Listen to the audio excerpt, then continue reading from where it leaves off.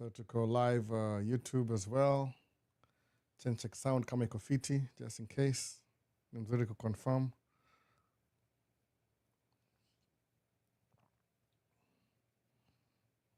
Refresh. Pone pop up. Haraka tuna make sure sound iko fiti. Ama kama unasikiza weka chat 1, hebu tuone. Nasema. Oh man, come on. Add. Let's keep add kwanza. Sawa. Sisikisa. Okay. Sound iko fiti. Confirmed. TikTok.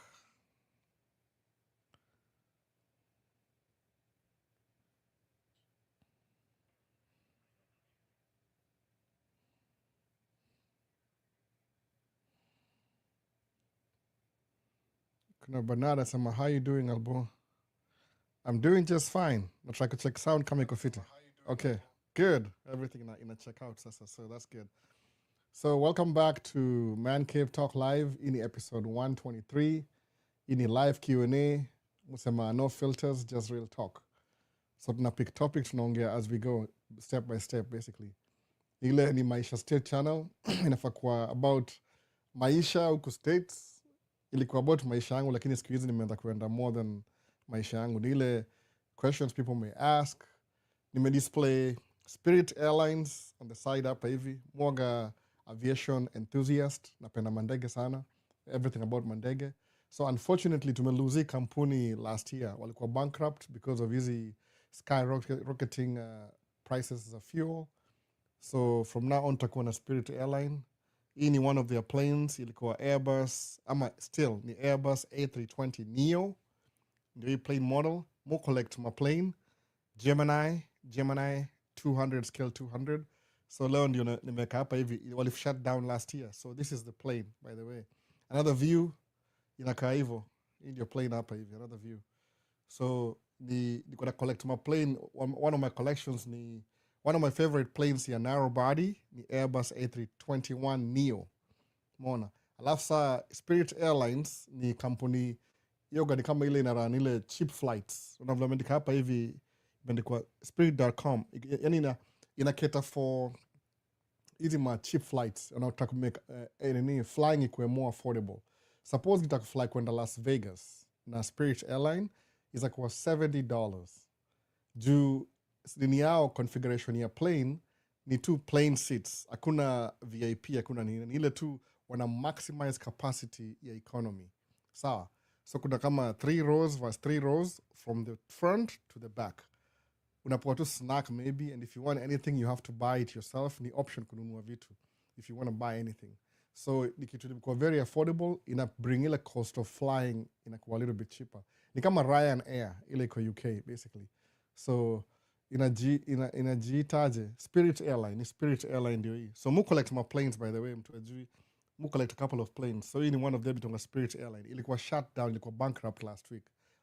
So unfortunately, man, sija I'll run Airbus, mostly Airbus A320, 19, 20, 21, 21 Neo. That's what I made display hapa hivi. Ile tu just kukumbuka leo ndio ilikuwa. Man, I hope they come back. Kwa sababu ilikuwa na make airline na kuwa cheaper, at least kwa within continental United States. Basically, that's why. So ina make all every other prices na kuwa competitive. Ikifly kwenda Las Vegas naweza lipa kama $80 US dollars kwenda Las Vegas from hapa hivi Minneapolis St. Paul. Ukipanda Spirit, hiyo ni 80. Ukienda Delta, 150. You pay more because a little bit more premium. That's what made display hapa hivi. So that's why it's really sad, but anyway. Hata hiyo livery yake ni poa. It's all yellow. Afu imeandikwa Spirit. Yani it's just a good, I don't know. Nasikia vibaya kwa as a aircraft enthusiast. Nasikia vibaya sana tumelose Spirit Airline. Na ambia Spirit wakuje huku Kenya Airways na Jambo Jet wanaringa. It depends na market though. Juu I think I'll run more planes juu najua kuna market ya watu wana travel from city to city. America ni kubwa, by the way. Watu underestimate. In Europe you can drive from maybe France to Spain and back. Lakini America iko spread out. It's really wide. Kama say from hapa hivi Minneapolis to Chicago, flying ni 1 hour or less than 1 hour. lakini nikidrive ni 6 hours. Naona that's how iko really. Alafu the more you go towards the west unakuwa na YouTube no sound. Are you sure? Nimeconfirm YouTube no sound. Angalia YouTube yangu hapa. 1 hour or less than 1 hour. Lakini nikidrive ni 6 hours. Naona that's how iko really. Alafu the more you go, unasikia YouTube kuna sound. Check your sources. Hapa kwangu naona kuna sound iko poa kabisa. I'm not missing anything. Hata TikTok. Nasikia iko every sound iko fiti. Check your sources. Hapa niko na sound. So basically that's what it is. So ndaanza na ma Q&A, ilikuwa na YouTube, ilikuwa na complain hapa kwanza ni Silas Mburuki, lawyer Silas Mburuki ndio asema ski sound poa. Nimeanza tu sahi by the way. Hebu check your side. Maybe we miss something. Says hi, been following you silently since day one while in campus. Nice content. Thank you, appreciate it. Silas Mburuki. Ni Mburuki. Somebody lawyer up. You can show some easy comments prior to. That's what I said. I know any lawyer. It's just soon gonna come to the US to visit, but not settle there. I just love working in Kenya. I'm a lawyer. Why don't you come to the US and be a lawyer here? So we'll need you. No, that would be nice if you come here, then we're a lawyer. We need you here too. Silas, but we need I'd love for you to come. You help the community to represent. Kawa ni lawyer. So, but anyway, that's good though. It's good to hear. Alafu kuna Kwame KG. Kwame KG asema finally be able to be here. Kwame yoga na ako China, lakini maybe ako Kenya, sijui kwa wapi sahi, hata sijui exactly, hata tuone. Asema miss so many man caves but been able to catch your weekly ride and vibes. Oh, that's good to appreciate it. Thanks a lot. So nikasema hivi, welcome back. We'll be up soon. Ikonga hivyo sasa. Kuna the Ochieng, happy Sabbath bro. Nice to see you. Tuned in from Kitengela kama kawaida. Karibu sana the Ochieng family. So ufikiri Sabbath yoga Saturday ama ni Sunday? Sijui. Are you aware that? Am I aware that what? Please, Wednesday. Are you aware that JetBlue has code shared with KQ? No, I'm not aware. But that's really good too. Though we don't have JetBlue kwa hii area yetu, it doesn't really come over here. But nikona JetBlue. I still have nikona Airbus A321. Now that you mentioned it, bus easy reach out. Nikona JetBlue pia. Mutra collect every single United States narrow body airlines. Alafu when time allow, nikuwa na display even that collect zile dual aisle. No. So single aisle, dual aisle. I'm a double aisle. I'm a 2 aisle. Zile kubwa za international. So that's good if they teamed up. Because JetBlue pia au run local, lakini they're planning to do international. It's always good to do that. Na kama kitu kama Ethiopian Airline, kilisaidia Ethiopian Airline kuexpand kwa market ya United States, ni mambo ya dini. Ilikuwa na what do you call it? Walikuwa na partnership na sijui Transwest, one of the old companies. Ile siku I didn't get a chance to know the company's name, but muona hizo whatever merchandise ikiuzwa about your plane. Kama huku base hapa ilikuwa Northwest Airlines. Belikuja States hivi after 1 year wakaiuza to Delta. Delta owns Northwest Airlines. So basically all our planes hapa hivi kwa airport yetu ni Delta. Delta ndio kama stronghold. I think it's the second busiest terminal ya Delta in America, ama in the world, I think so. Sababu kuna mashop, kuna kila kitu, yani maintenance, everything. Sometimes I'll fly plane, non-revenue plane, to Minneapolis St. Paul International Airport just for repairs. Alafu wana fly out. Non-revenue ile plane iko aina passengers, ina fly too empty, basically. Man, that's so deep na hii mambo ya airplane. Spirit Airlines. No. Sorry to see them go. I hope warudi. Ikanasaidia keep ile nini. It keeps the big companies accountable. Ama inakuwa more competitive. Mwana hivyo. Unfortunately, we've lost them because of JetBlue. So JetBlue iko based in New York. Master Gabu vipi? Poa kabisa. So kuna Edward asemaje, asema Albo, sema aje bro, ndio nilirudi home last week Thursday, my parents walisema nirudi mapema, but I'm happy I've missed you guys. Karibu sana. Mbona maparona kupeleka mbio sana hivyo? Ulienda. So hey Albo, Maisha States Farm. It's been a while but tuko hapa. Oh, let's see vipi bana. Nakuona. Umpotea kidogo pia. Kuna Silas asema YouTube no sound. Ndio nimecheck, nimeconfirm. Umeconfirm tena? Nimecheck. Mwanza na sound the first thing sababu kuna one time nianza live nikaingia about 10 minutes no sound nikaona. Oh, I don't want to do that. It's really embarrassing. Nikifanya hivyo. Maybe yani I think my daughter 2-year-old ali press something on the soundboard alafu sikuwa najua ile she's trying to get my attention. Anyway. So I hope check place yako. Mostly Spirit does the faders. Kama nini faders? Explain bana. Richie anadu job kwa airport. So Ohio. So anajua mob sana. What are the faders? Ile inadu nini kabisa? YouTube is loud and clear. Yeah, msikia hivyo. Richie amesema hivyo. Nimecheck all the sound. No. Woza, how you doing? Kuna shakes hapa. Shakes. Hiyo jina shakes, man. Kama nimeona YouTube before. No. So YouTube sound iko poa, sema nini nyingine ni aje Albo sound ya YouTube iko low kiasi. Okay, sawa. Ya kama ina okay. Niweza increase kidogo. I hope ni hapa hivi. Iko low kiasi. Mutra kukeep kwa dB yangu iko 0, iko below 0, iko kama 6. Even unaisikia? Nimeiset hivyo ndio isi clip.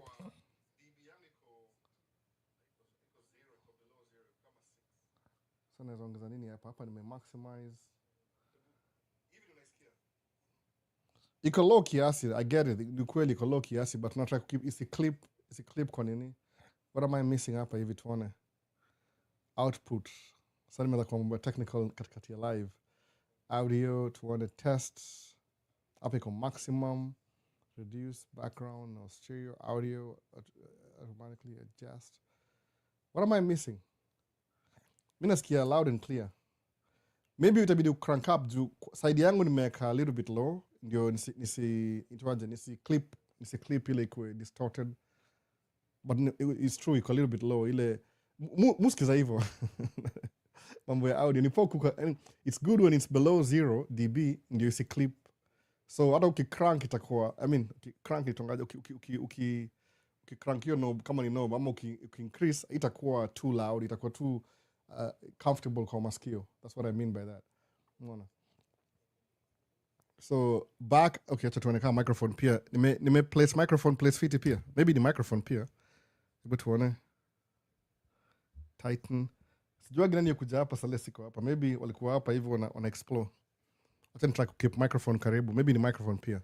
So kuna Richie amesemaje, back after a while, been out running some errands, following silently, big up Team Man Cave. Let's like, share and subscribe for wider engagement and keep the learning each and every day.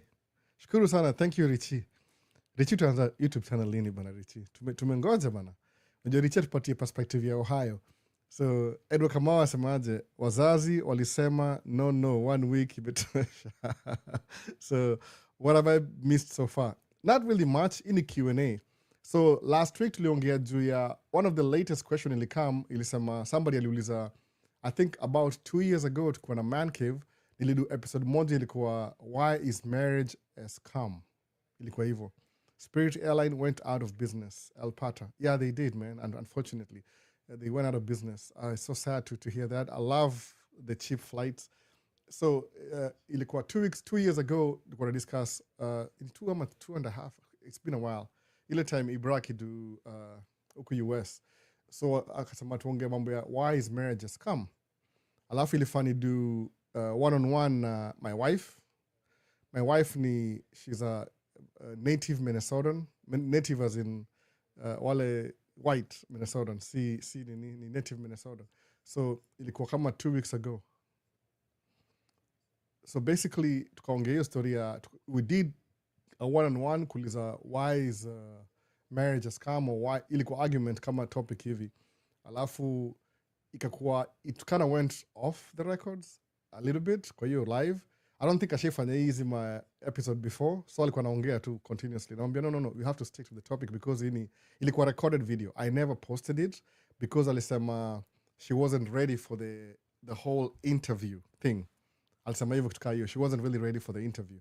So nika end up sikuwahi post. Alafu over time it's been a while, so somebody akauliza, VP Albo, what's your opinion on marriage? Do you think marriage is a scam? So nikaanza kuiaddress kidogo last week. That's what you missed maybe. Alafu ingine ilikuwa about should you buy a house or start a business. Tumekuwa tu na topic kadhaa. Kama sasa kuna msali unuzaje kwa one of the lives asema okay 2024 as a business, ile as a business si mimi combined, ile wife business ya wife na business yangu combined tulikuwa na loss ya $100,000 kitu kama hiyo. Somebody wanted to know what do you do when you have a loss of $100,000. Naona hivyo kama say Spirit Airlines ni kama the same concept in a way because Spirit Airlines, they can run their operations. Pilots will be paid, mechanics are paid, maybe wakona lease, juu kama wakona lease, on lease mandege, paid na everything. But after everything, invest nayo, they still end up with a loss. Mona hivyo. That's not good. You can't keep up. You huwezi kuwa na sustain hiyo for a long time. Eventually, kama uko negative over and over again, kama una a fresh new investor or something, you might even lose the business. That's what happens. Everybody is paid, but you still have debt. So valuable. You can't run a business on a loss. Some planes, kama hizi ma airlines, it's got a very small profit margin. It could be even 10%, 5% sometimes. Sometimes when I make a loss, lakini everything is paid. Ile kama even out. The same thing in a business. So in case if I'm doing the business, kumbuka vile lawyer sheria iko, that's not my money. That's the business money first. So if I happen to work for the company too, lazima nijilipe kama an employee of the business, a reasonable wage. Au sema hivyo, reasonable wage. Because tuko subjected to taxes as well. Ni kama everybody. Kuna taxes. Kama kuna LLC ni 15.3, kama ni corporation I think ni 20 point something, kama ni 20, approximately kama 20.1 or something like that. Kama ni employee, kuna ile scale. Kuna ile if you make from this to this, kuna hii level. Kuna kama 10%, 12%. I'm kind of just going through. Sijaangalia this year update. Kuna 22%, 24%. Kuna 32, 34, na 37. 37 is the highest. Meaning all the income you make, 37% in taxes. So that's just how the whole thing works. So ukiwa na biashara useme ume lose 100,000 ile after everything. Basically, siku lose mimi as an employee, the business lost. Neza sema hivyo. Because kwa side ya business unapata if I was an employee for the company, I paid myself as an employee as it should, as the law states and everything. So the business lakini utapata tulikuwa na less because I know why we had less. One of my trucks, siku run one of my trucks, nisema wacha ni focus na ile truck iko na deni that I was going to pay off by September last year, alafu ijilipe, then I can focus on the other one while still paying for the other truck ile mipoa. So at the end of the year, but to make loss. Yeah, we could tell we didn't have a lot of money. Alafu vile pia this year imeanza really slow. Like from November, tulikuwa na heavy snow. Alafu December, late November kulikuwa na heavy snow. December heavy snow. January heavy snow. So February ndio imeanza ku ease up a little bit. So mimi, I can afford to be off for maybe 2 to 3 months. Lakini kienda past 3 months, sikuwa prepared for that because more gonna prepare. The money you make within a year, you can afford to go, because I want to plan nearly 3 months of season. It's supposed to be December, ama late December, January, February, by March tumeanza kazi. So ilianza mapema, ilianza kama tuseme November, alafu December. So by January nilikuwa, I'm already like on red line. Ile my personal, hata si business, hata business liko inasafa kitu kama hiyo. So by kitu kama March, February, and March I really needed to work. So nikaanza kusema wacha ningoje mpaka March, let me start working in February. So by February pia ilikuwa slow all of a sudden pia. Why? Because kulikuwa na war ilianza end of February 28th. So February pia imekuwa mafuta imeenda juu, imekuwa expensive. Alafu March kulikuwa na road restrictions. Tumekaa the whole month bila job. Almost the whole month. Though nimework in between kama the 3rd and the 4th week hivi, project moja ilikuwa urgently. So that's one of the samaje. According to last year and this year, business may make a little bit of a loss. Mona. Worst case scenario, ikifanyika kitu kaa hiyo, unaweza park my truck. Maybe if you have a payment, you can lose the truck. Ile itakuwa repossessed na bank. Ka ile kuna payment. Alafu utaenda utafute job ingine. you work just for your survival, not even for your survival. Lakini kwenda past, sa ukienda kama hakuna job for a while, ndio hiyo saa bankruptcy, itabidi saa wa hold everything, wa shut down. Maybe kuna zile planes ko list, warudisha hiyo list kwa ule mtu amewalisia, ama if they own, they have to sell them, kitu kaa hiyo, wa shut down operation, wa lose zile magates zao walikuwa na control. There's so much logistics that go through you that. The process might take 6 months. So that's how business works, by the way.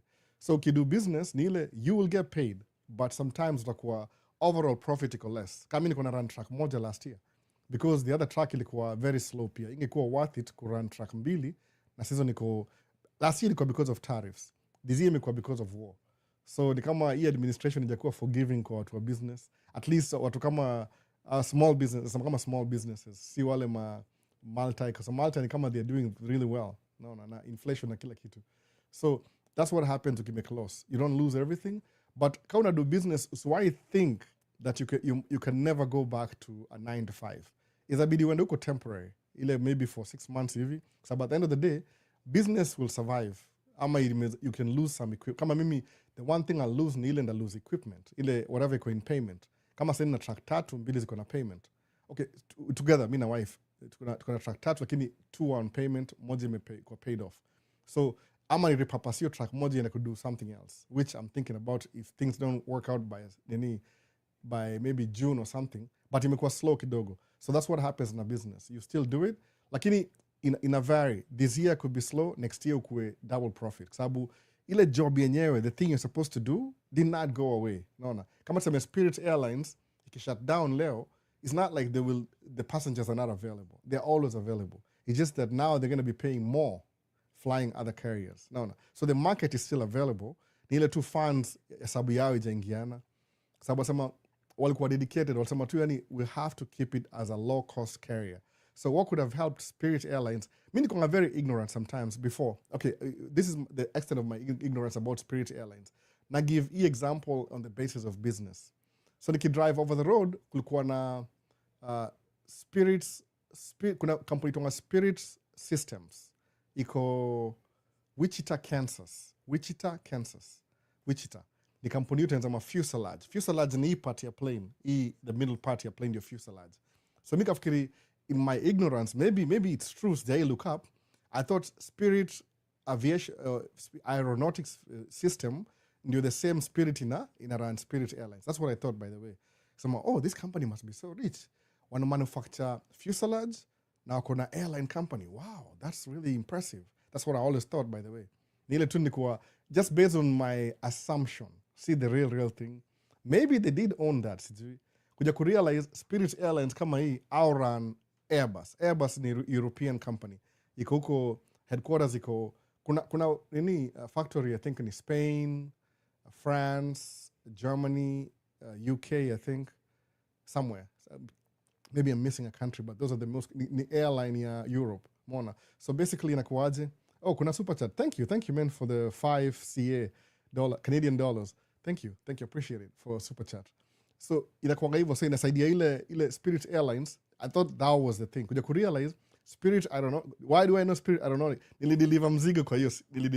I was delivering a load kwa hiyo factory when I was driving over the road. So kuna Spirit Aeronautics Systems. Wow. Wichita, Kansas. Unafuata ile kuna toll road, alafu una exit kutoka nje. Alafu unaingia hapo. Kuna so many fuselage za ndege ziko kaa greenish. Sijui nafaa prevent green is a corrode or something like that. No. So that's it. On the basis of business, that's what happens. You will pay your bills, but you won't be making profit. And if you're in business and you're not making profit, you're better off just shutting it down. No, not evil. Unless you're not playing the numbers. I don't know. That's another thing too. Unless you're just playing with the numbers. These are quite a little bit different. No. Okay, come on. You're really seriously making loss for a couple of times. No. So how long does school take? 3 years? What kind of school? Like what kind of school? What kind of school exactly? It takes 3 years. Yeah, CC mute. What kind of school do you mean 3 years? Business school? Kashki niaje poa sana. So Albo, you need to understand, marriage is God's ordained. It's God's who authored marriage. So marriage is a scam. is a scam if God is not involved. Edward Kamau, you can say that, but you're talking from your own perspective. Naona hivyo. Kama sa wanna believe your marriage is ordained by God based on what? Maybe probably kama on a Christian perspective. That's what you can say.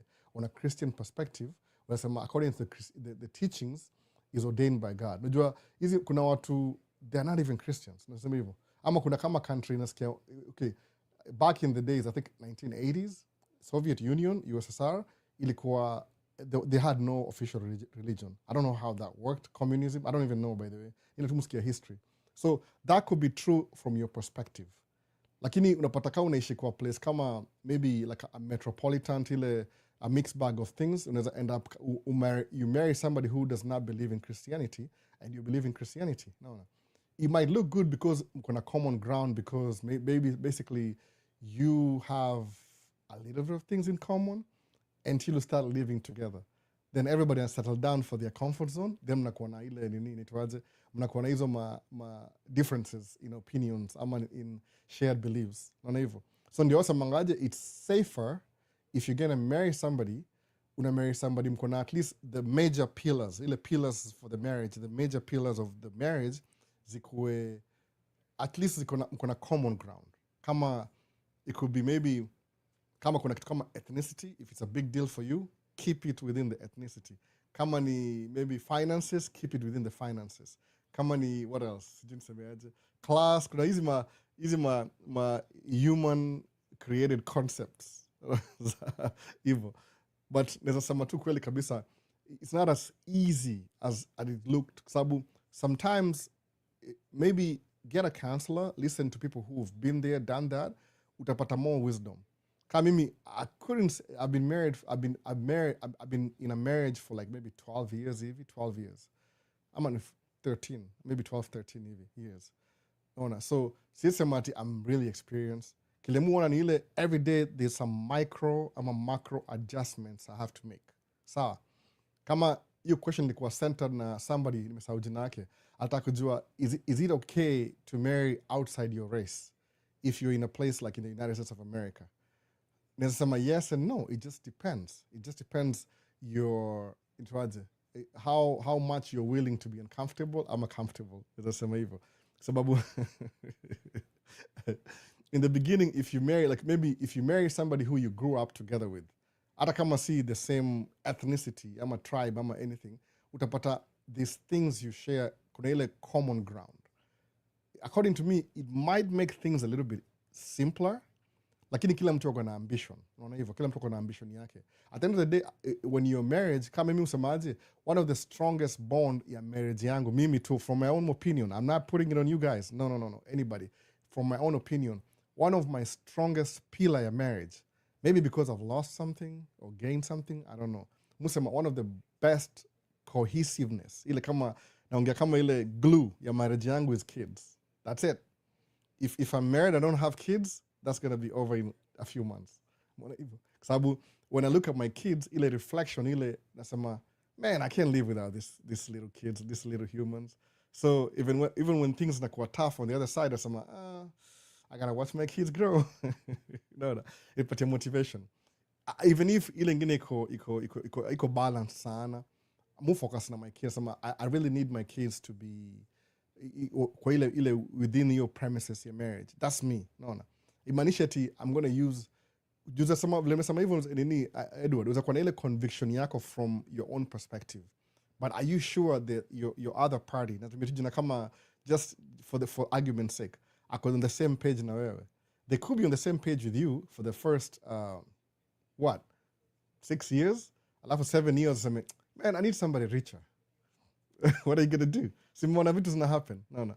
Ama maybe akwa na ile anafeel kama alikuwa na a higher ambition than yours. No. Watu nisikia vile anasema since maze.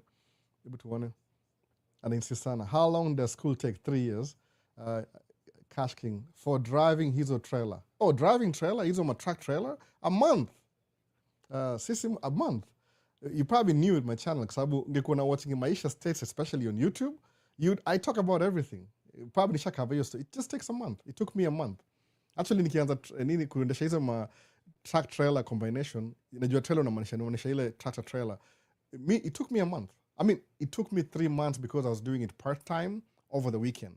Lakini kama kuna time, 4 weeks imetosha. No. Alafu, if you need to get to tracking, it might take you like maybe, it's 4 weeks. Kwa sababu kama 40 hours a week times 160 hours.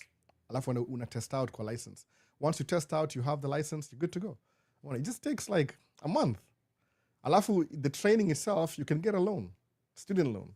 Could be 6,000, 10,000, which you'll pay back within, ni kama kubuild career, naona. Yani vitu kama, if you're working on self-development, it takes time. Good things take time. So 4 weeks, maybe 6 weeks kukuwa hired na kampuni, which will pay for your tuition. That's what I mean. Unainsist sana. I know you're on your way out or something for a few minutes. But ukitaka more information, enda kwa Maisha States YouTube channel. Angalia playlist mende kwa maybe track, kuna dump track playlist, kuna side dump playlist. One of the videos ukutaona nimeongea juu story. No. So the business too, I thought they do together or no. Business is something a little bit different. You have to like start your own business because they don't train you they train you to drive the truck. The business end, you might maybe attend kuna hizi on your local area kama unaishi United States, kuna some I think government assisted, kama hapa kuna Minnesota Department of Transportation, ikona a special program which you can sign up. I think you run from April to September, then they'll teach you some basic business business skills, just to run it, because you don't really need a degree to run a business. Unaanza tu, naona, alafu unalearn as you go, because the good thing with that is you'll be making money. Mwona hivyo. Kama mimi, I tried to get a job sometime this year. You could advertise that, kuna part-time job, you can run some trailers, you drop them off. Ilikuwa winter, we were really slow, nikaona, maybe let me get back to the job market and itafanyika aje, kwa sababu ilikuwa ile siku ya road restrictions, February, March hivi. Then nikaenda interview. Oh man, ilikuwa, I was terrible kwa hiyo interview. Kwa sababu in my mindset, nimekuja kundua, just being self-employed for like 15 years, I don't even have the skills kuomba job. No. I don't even know what to say. So I was like, how much experience do you have? Alafu ndio nilikuwa sema, I was trying my best to play the role of a truck driver, not a business owner. Lakini every time nikiongea najishika, because my default ni ile nimezoea kurun business, siku drive MSA for a job. So I was terrible at the interview. So maybe if I'm trying to look for a job, maybe ni practice. No. Ni practice kwanza. So I was saying too, man, if I work for somebody for a month and then you keep busy and I learn some new skill, new route, it might even open new opportunities, because construction was shut down for 6 weeks. To define and deal within 3 weeks, but ilikuwa tu kama temporary. They needed to do something really quick. Tukaingia job for 1 week, mid-March. Lakini ilikuwa, I think we were using, hazikuwa restricted. The new job ikaisha. Imerudi tena sahi, but you know what I'm saying. So, kama ni business, unasema hivyo ndio hivyo. Tukanongea mambo ya marriage na business na kila kitu. So, marriage ndio hivyo. It's really important, by the way, the history of marriage, because sometimes, I don't know how you're going to do this. I don't even know what to tell you. Lakini ile, if you're going to marry somebody, ni poa mkuna on at least, tuseme 70% ama 80%. 80% on the same page. At least 80%. From the beginning, from the get-go. Ongea na your partner. Sometimes you won't even have time to do that. I get it. But if you can, kama wewe ni mtu organized, you did things the right way. Not me. Mimi wagadiko, I start from behind, forward, sideways, everybody. I don't even know. No. Kuna wale wasau kama unaingia shule, una graduate, then maybe you get your degree, then you get a job, your first, second year, then you meet somebody while you're getting your job. Alafu mnaongea, mnapendana, you go on a romantic whatever, you do some dates, you introduce to parents, you have a classic big wedding, then you get your time here when you're doing that kind of stuff. Make sure mkienda date, ongea real life experiences. Jua, how many kids do you want to have? Vituka hizo. Naona, how much money do you intend to make between now and by the time you're 40? What are your goals in life? What's your 5-year plan? Naona, enda kwa ChatGPT uangalie ma question. Iulize in a subtle way. Yani usiulize ile kama job interview. Oh, so my ile mnaongea tusema, so what do you think of kids? Oh, I love kids. How many kids do you like to have?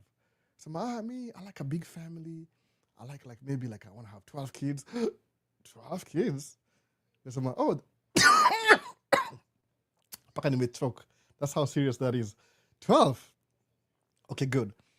But kumbuka, every child, it costs money to raise kids. So ukisema, I'm going to have 12 kids. Musema hivi. One of my friends, mkumbuka tu namquote, alisema, for every kid you have, nasema, if you're married, alisema tu it's not a scientific study, but alisema for every kid you have, lazima upatie mama, your partner, kama the ones who like, akuwa na mimba, ile process ya from pregnancy, apate mtoto, until she's a little bit in 2 years hivi, tuseme 2 years hivi. Because kuna ile after pregnancy, after amezaa, kwa kuna ile the mother will have to be involved with the kid, especially between 0 to 2 year old, toddler, atakuwa maybe 80-90% involved na mtoi. Jioni they determine ile health ya mtoi.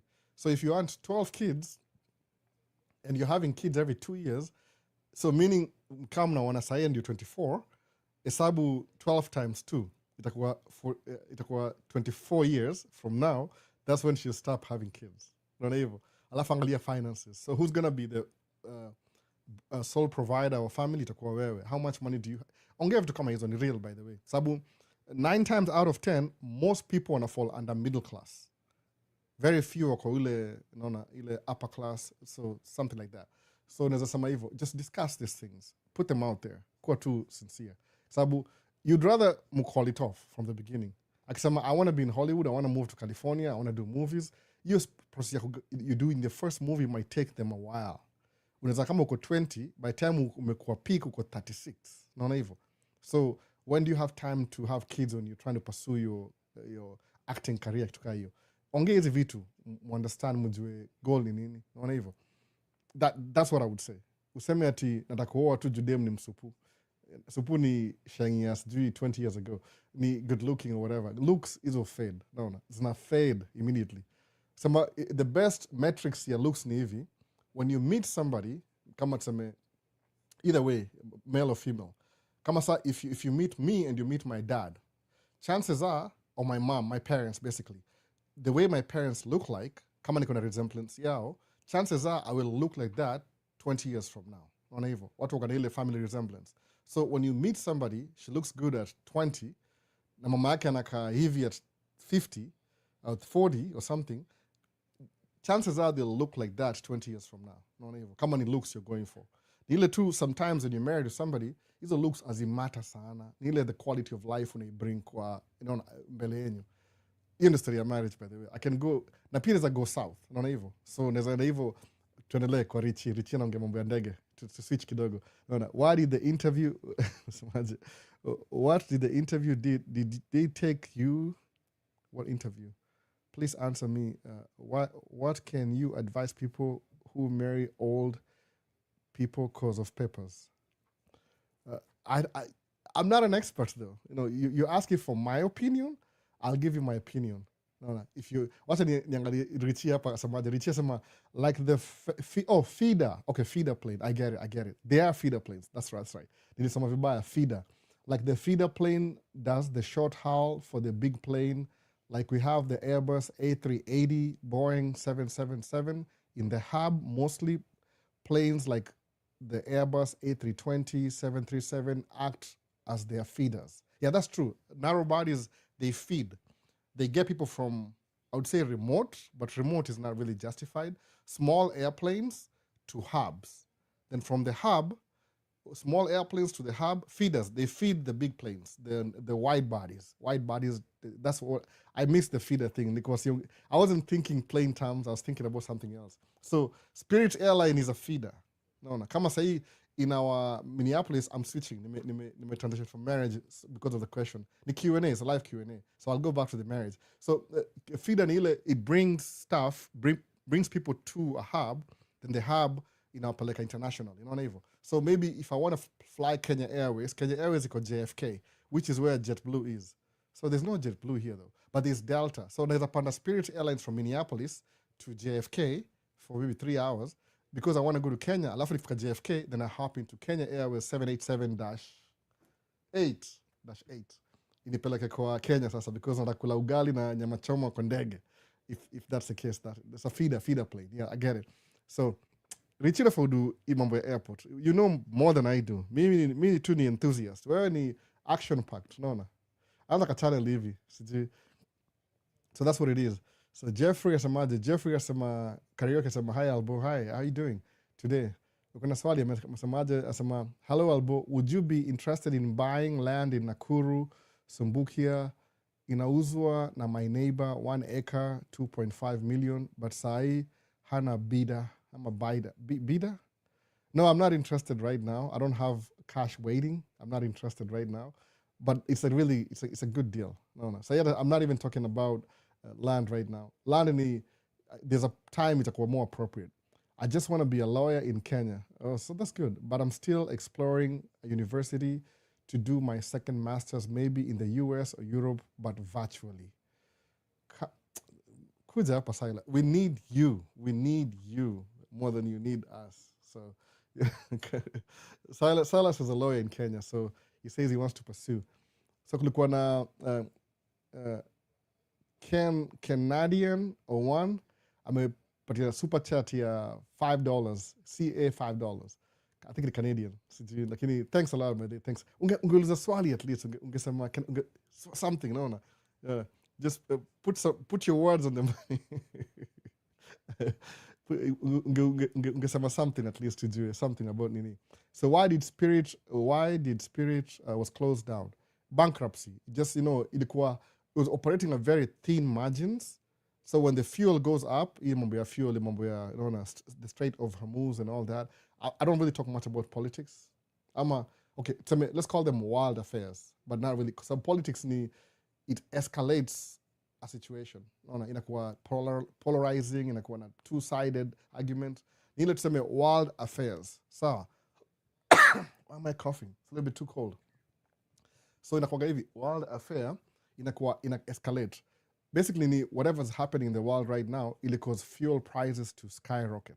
Kama sasa sisi tunanunua fuel, last year I was paying $3, maybe $3.50, 44, it's $2.50, $3.50. Sai ni $5.19. So $1 and something. Mu consume about 60 gallons a day. Ni kama average. Sometimes it's 70, sometimes it's 50. So average ni kama 60. So last year I could pay maybe 170, 160. Sai kununua mafuta ni kama 250 for 50 gallons, 60 gallons a day. So imagine kuna hiyo hike ya mafuta ya almost $100, actually, almost $100 more for fuel. Sababu kuna hiyo conflict, hiyo Strait of Hormuz and all that stuff. I'm very opinionated, by the way, but hii ni Maisha States. This is the wrong platform for that. Sababu political, I don't like it when things get political. Sababu inakuwa an issue that's supposed to be addressed by maybe particular people, inakuwa opinionated, inakuwa split up, inakuwa very, I don't know, it come in a create more division than solution. Into politics sometimes, I would say so. Sometimes, not always. Mona. So ndio hiyo. Oh, miss nini? What did I miss? Some VP Albo. They will open DV in 2028 this year. 2028 this year, considering there is partial government shutdown. Will they open? I'm not so sure though. No, I'm not so sure. I'm hoping they do. I'm hoping. I'm not the kind of person. If there's a system that helps me out or helped me out in the past, to me, I want to keep it going. I benefited from the system and now I want to pull the ladder away so nobody else benefits. I want everybody to go through the same thing I went through. Kama ni benefit na green card mimi beneficiary a couple of years ago, I would love for you guys to do the same thing too. Mona. Alafu, even when you're doing it, you do it in a smart way, in a better way, believe me, I want you guys to do it. So hopefully waifungue. Najua ni ile tu hii administration iko a little bit biased na hiyo story. Wana focus na musema kama ni cruelty, kitu kaa hiyo, na division. I don't know. That's what I said, my opinion. It's just my opinion, by the way. I'm not paid to say that. I need an opinion too. Which is not really cool. It's not cool at all. But anyway, it is what it is. While you win majority, slight majority. So Silas, by the way, your financial talk helps me manage my finances and paid my first postgraduate comfortably without really straining. Also thinking of venturing into business aside from my 9 to 5. Want to diversify. Really good idea, by the way, Silas. Very good idea. Me, what most of these arguments I usually have them with my wife, for example. Pia yeye anafikiria she wants to pursue her education to the highest level. By the way, she wants to do that. So mwambia, there's nothing wrong with that. Personal ambition is personal ambition. Lakini the way the system is set up. Naongea juu ya government systems na everything. When you're poor, kama say in America, when you're poor, you actually benefit a little bit, not a lot, because when you're poor, there's some programs that are there to help the poor just kind of get by. No. Alafu, when you're middle class, you're not supposed to be poor. You pay for everything full price. Kama ni insurance, full price. Kama ni gari, kama ni nyumba. So I happen to be in the middle class. But ukiangalia middle class, you will make a lot of money, but you have a lot of expenses because you're not getting the benefits because you're not poor. But when you're rich, like above middle class, then you have a lot of money and you benefit for having more money because everything is cheap. Everything costs the same. So if you have a 9 to 5 and you make extra money, honestly speaking, to your benefit, see detriment, please keep your life consistent, ile livelihood iko too consistent, alafu save the extra. No. Sabu, being wealthy is not about how much money you make. It's about how much money you keep at the end of the day. I could be making $1 million, but my expenses ni 999.99. I don't know what that is, but nabaki na $10, maybe $10, I'm at $200 after all the money. I'm not gonna get great wealth, build wealth. The best way, if you're making $1 million, leave off reasonable, maybe 300,000. I'm just using this as an example. You see, realistic. Don't be like, oh, this guy makes some. No. Realistic. Have some money set aside. Sometimes it may not be enough, by the way. Okay, let's use 10,000. If you make 10,000 a month, just a figure, hypothetically speaking, if you can leave off 2,000 and maybe you have to keep 1,000 for your entertainment, then save 7, maybe 2 ikuwe kwa emergency fund in case anything happened, alafu 5 ikuwe kwa long-term investment. That's a really good idea. Also mangaje, discipline beats discipline consistency, which is which? Consistency beats talent. No. Alafu wacha niangalie, nimesahau hiyo, it doesn't mix. I'm mixing both at the same time. Mwone kizi vitu kwa in my notes ile najikumbuka. Hiyo semaje ni kama see discipline ni consistency. Discipline iko wapi? Discipline beats motivation. Consistency beats talent. So if you're saving 2,000 for an emergency fund, which will happen, by the way, guarantee emergencies happen, then you're saving 5,000 for a long-term development. Sahi, kama ni $5,000, that is. Alafu, you do that for 12 months because things are good now. Things are not so bad. You're making money, you're good. Utapata, by the end of the year, you lived a decent life for 2,000. See, realistic in America, I'm just saying that for numbers' sake. Then ukajiwekea 1,000 for disposable income, ile ya kula raha, maybe 250 a week. Alafu then, this is a single guy in America who's making a lot of money. Uka save 2,000 for emergency fund, alafu uka save 5,000 for long-term future investment. So what's going to happen? Utakuwa at the end of the year, tuseme kama ni 12 months, utakuwa 2,000 times 2, 24,000 emergency fund. Imagine what's your day? Maybe you're spending 3,000 a month. So 24. How many months can 24 buy you in case you can lose your job, Leo? No. What about the 5,000 times 12? Itakuwa 60,000 at the end of the year. If you do that for 5 years, ile 60 itakuwa ngapi? Times 5, 300,000. 300,000 come in US dollars, for example, and you have that money cash. You don't even have to withdraw that. You can leverage your 300,000 to borrow against it, alafu upate investment flani that could be, it could produce a cash flow ya maybe 10,000 every month, comfortably, as long as you have that investment. It's like maybe rental property, rental houses, something. No. Now you're 300,000. Maybe, okay, I'm not factoring in inflation. So kama kuna inflation 5 years from now, maybe instead of just putting that 5,000 kwa a regular savings bank account, tafuta high yield savings account. the money is not just sitting there, it's getting some interest. Not evil. So, for example, you're 25. Before you're 30, you get married, you have kids, you have a mortgage, you have issues, whatever. Ukifanya hivyo for 5 years, by the time you marry at 30, for example, utakuwa na 300,000 kwa account. Alafu ule partner wako una marry, utamwambia kama mtaongea finances, which is important, but they do not. Ukienda kuoa mtu, wala wajaoa, wala umeoa too late, I'm so sorry. Lilibet na kuona greetings. Ukienda kuoa mtu, tafadhali, usioe mtu kama mjaongea finances. Finances ndio the top priority hapa, naona. So in your daily life, how you consume things together. Ongea finances. Ongea, jua yani kuwa na the same goals. Juu mimi nakumbuka nikiget wife, for example, discuss a couple of things except finances on a deeper level. At some point, akasema aje, I want to be a stay-at-home mom. Sawa, akamwambia okay, nikampatia 2 years. Actually, tumekuwa married for about 12 years hivi. Lakini half the time, amekuwa home na watoi. But the first time we had one kid, nili compensate because I was already working, nika mess it up. By the time we had a second kid, nika feel ile strain kidogo. The third kid, libidisa, the only way ni kuongeza trucks, zikuwe more, so there's a match up your income. So last year, and then she was supposed to, so akasema aje, akona a different perspective. She doesn't want to do business directly. She wants to pursue her education, akuwe na high level education, so she can work, apate pesa. Business is kwa kitu ya side. Like, I'm sure I get it. Sasa, we never discussed this, but if that's what you want, that's okay. You go ahead, fulfill your dreams. Na ngoja bado wa move, by the way, sababu ajamaliza hiyo story bado. Atakwenda fanya master's degree, afanya sasa. If you can, that's okay. By the way, watu wajui, my wife is 11 and a half years younger than me, so I get it. I'm not really complaining.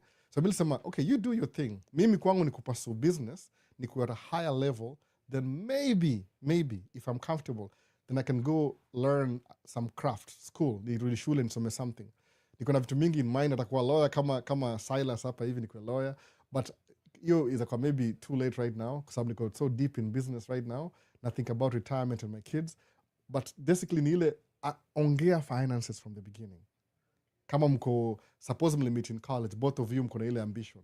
But if you married somebody from the village, ule ana speed, ule tu, she's grateful that ulimleta hapa na akona life na akona watoi, keep her consistent. Na ata grow, by the way, atajua vitu. It's very, naongea hivyo because kuna so many stories tumesikia hata hapa US.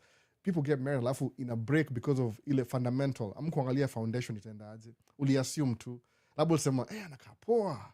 Maybe akona nyash. Poa sana. So, sura yake ni hata kuangalia parents wake ulisema tu ulianza. Hata mimi naweza kuwa victim. I'm just telling you like what I should have done. I tried my best. Mimi na situation more, but I'm in a situation already, by the way. Si ati niko perfect. I'm not speaking from a higher ground. I'm speaking from like ile kama a recommendation. Tafadhali. Ongea finances. I don't there's a do episode nafanya hivi nda compile the best pillars somebody asked last ni ubali luza towards the end of the live, so sikuwa very prepared nayo. Aluza yani towards the end, almost kwa tushamaliza, ilikuwa kama almost 3 hours, by the way. So that's what I'm saying. Marriage, okay, nasema hivi, I dare say, treat marriage as a business transaction. in a sense.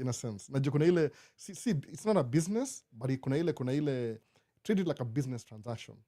At least a percentage of it. Sababu ni human relationship. Lakini it treat like a business transaction. Sababu you can marry somebody, mwanze biashara pamoja, biashara ita fail because of differences in marriage. Na ambitions. So, just to the young people who are not married yet, if you're married too late, if kama uko okay, please advise me on what to do. So, pia mimi making some mistakes in the future. Every level, your stage, so ndio hivyo. So, bibi, muona kama juu, as much as kuenda shule is a good thing, for example, in America, it costs money. Kuna student loans, by the way. Watu sabangi your story. Enda tu states usome, upate degree, utakuwa successful. Good, true. But if you come to school, kama ni masters, preferably, because you've already done your time. Umekuwa na hiyo, uko na undergraduate already, 4-year degree uko nayo already. Tafuta scholarship. Kwa nini? Because I think as much in America, they value education. I'm going to be honest with you. They do value education. Ukienda through school, if you have an undergraduate and a master's degree, chances are your quality of life, your zip code where you live, your associates, utaanzia at a higher level with an education than ukikuwa kama una education, in America example. So if you can get kuna ile 4-year degree, na unasema green card imekuwa paused, kuja na master's degree. Kwa sababu your master's degree, they know you're smart. Fanya hivi, tafuta a program that itakuwa kama ile rub your back, you rub my back. Ni ile from your degree, you can add value to that university. At the same time, you can add value to yourself. So because you're doing that, adding value to them, they will pay for your education as long as they benefit from. We'll give you a 4-year program, 2-year upate masters, 2 years utufundishe, you study in our university. Alafu kuna 4-year degree hivi. Ukuja hapa, but all expenses paid if possible. You need value when you're building your career. Sawa. Utakuingia business kama mimi, which is most of the people, learn some basic business skills.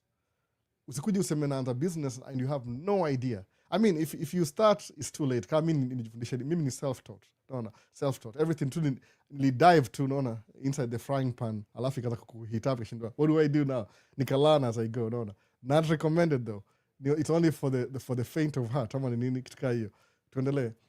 That's what I'm saying. So, Silas, man, anza hivyo, naona. Build my apartment hivi. Hizo ni uzuri ya real estate imekaa chini. Kama hiyo, enda nunua hiyo land ya Nakuru, hiyo inauzwa hapa sahi land ya Nakuru. Nunua hiyo haraka. Acha niangalia Q&A. So how can someone apply for students? The general coffee. As a student, kuna most universities, they have a website. Go to their website. Pick a program. By the way, usi discriminate in the beginning. Naweza sema hivi, just on the safe side, get the program that's the easiest kupata degree. Hata if possible, anza na kuna community college. Hizo itwa kama community college equivalent ya kama Kenya ni kama Polytechnic, Kenya Polytechnic, ama Mombasa Polytechnic. Community college is like the regional school ya hiyo area. Kama sapa kwetu, mimi naishi Minneapolis, St. Paul area. So ever since nimemove America, I live in Minnesota, in your state. Alafu naishi kwa Hennepin County. So kwa Hennepin County, they have their own community colleges. So in my understanding, community college needs a county-run education institution. Naweza sema hivyo katika hiyo county, sababu ni county.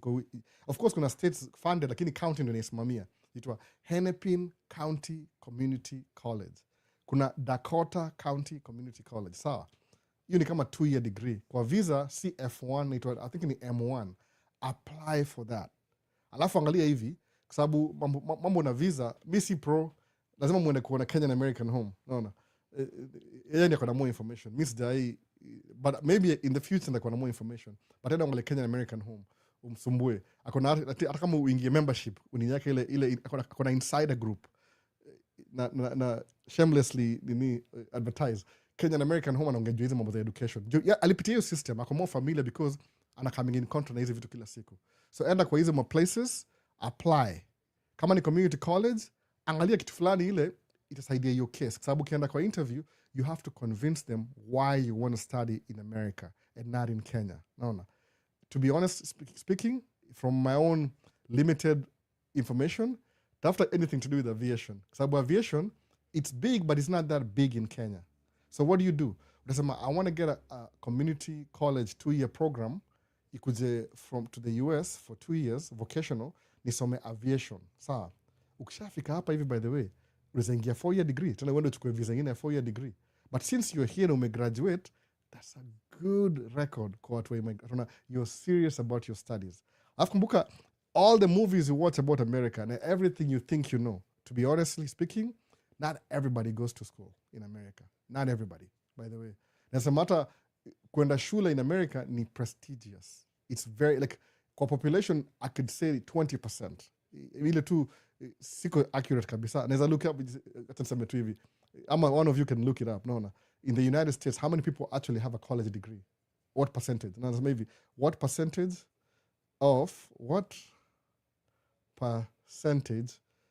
is a kwa labda niko accurate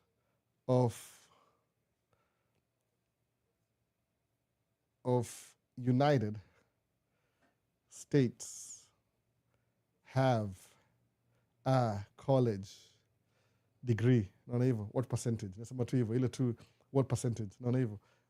I could be wrong. So it's a Census Bureau release new education attainment data. Sawa. Hiyo ndio inasema.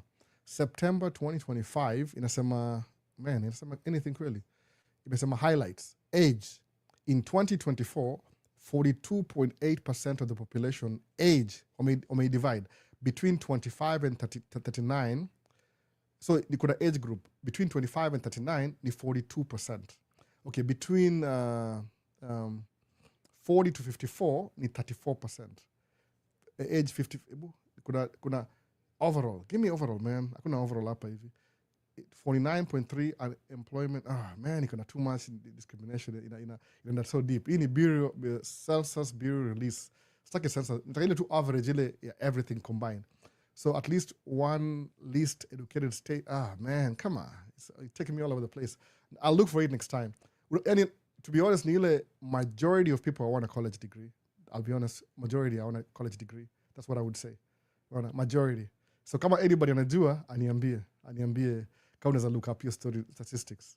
Hapa inipatie all the information, inanipeleka tu kwa rat race fulani hivi.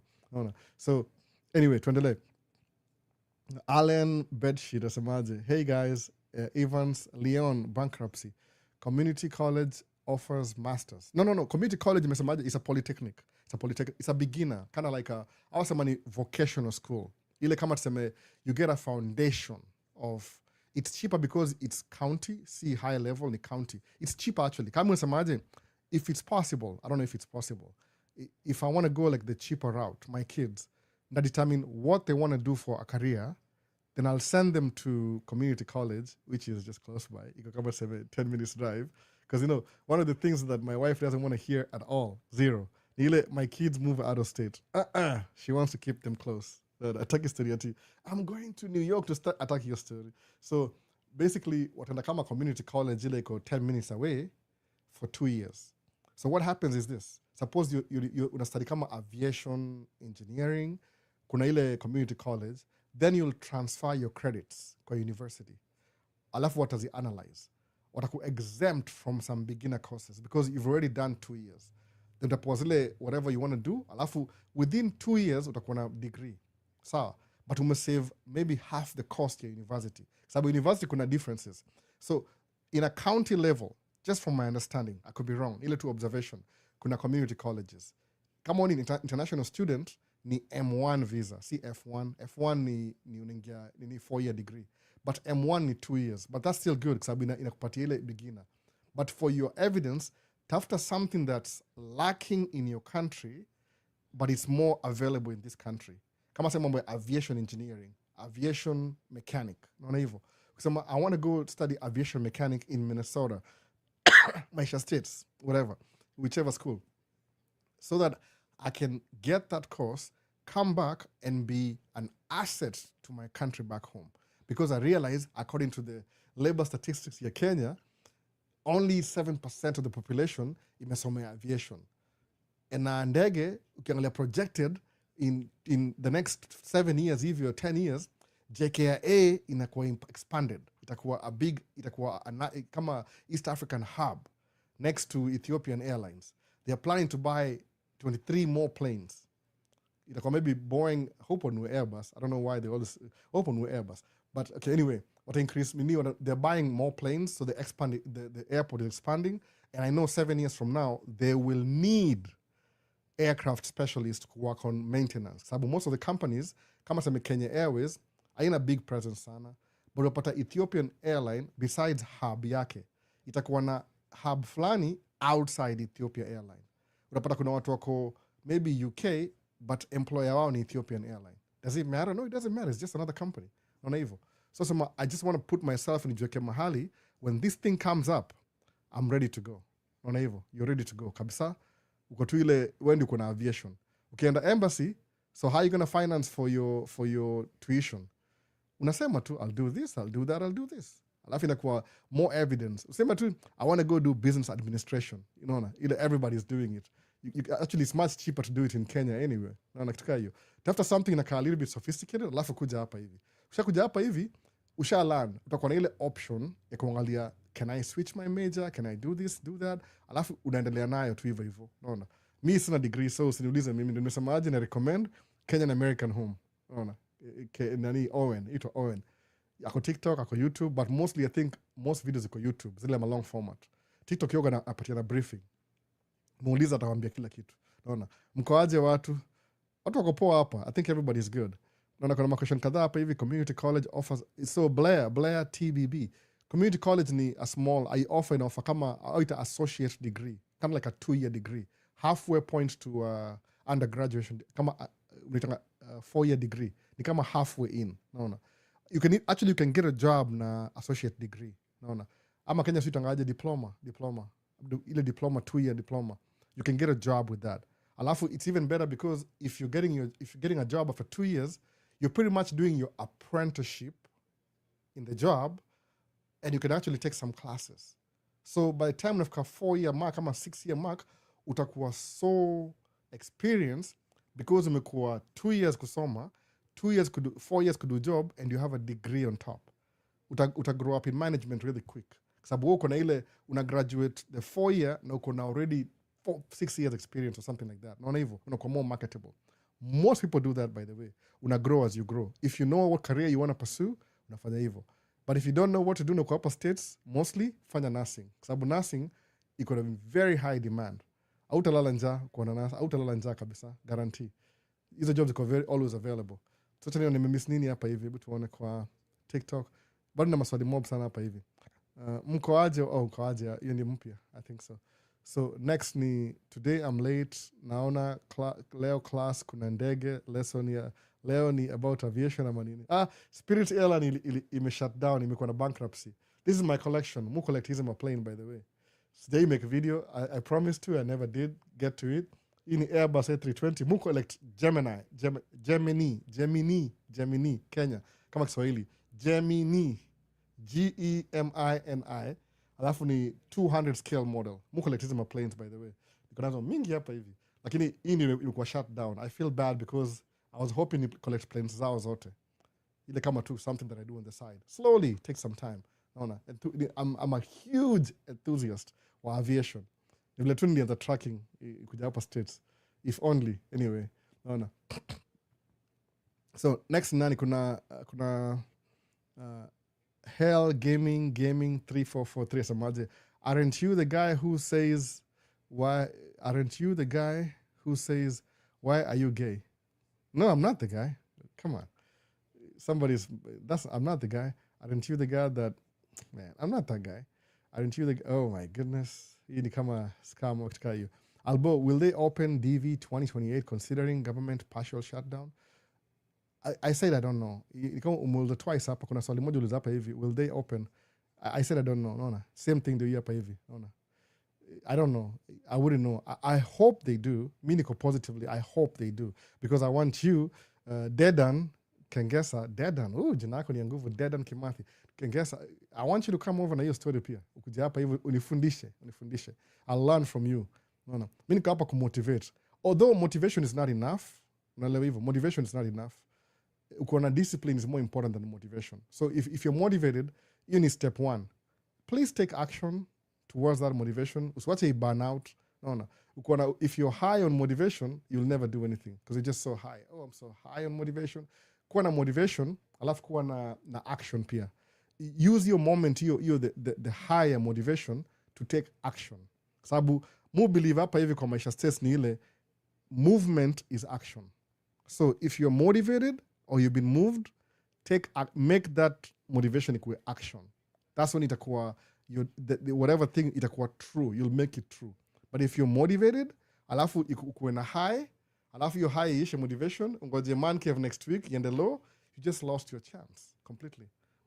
Kuwa na hiyo, when you're motivated, take action. Hata kama ni one step, hata kama uliadjust, wacha ni adjust kitu kidogo. Just any movement ni progress. No. Just make that movement. Usiwache tu die out hivyo. Niwaga motivated, kama nilikuwa motivated collect planes. I did it. Does it make me any money? No. Kuna value 2 things, by the way. Sometimes you can waste money on wasteful things. Lakini mimi najua hivi, Spirit Airline used to operate in our airport 2 years ago. They shut down 2 years ago. Their first bankruptcy.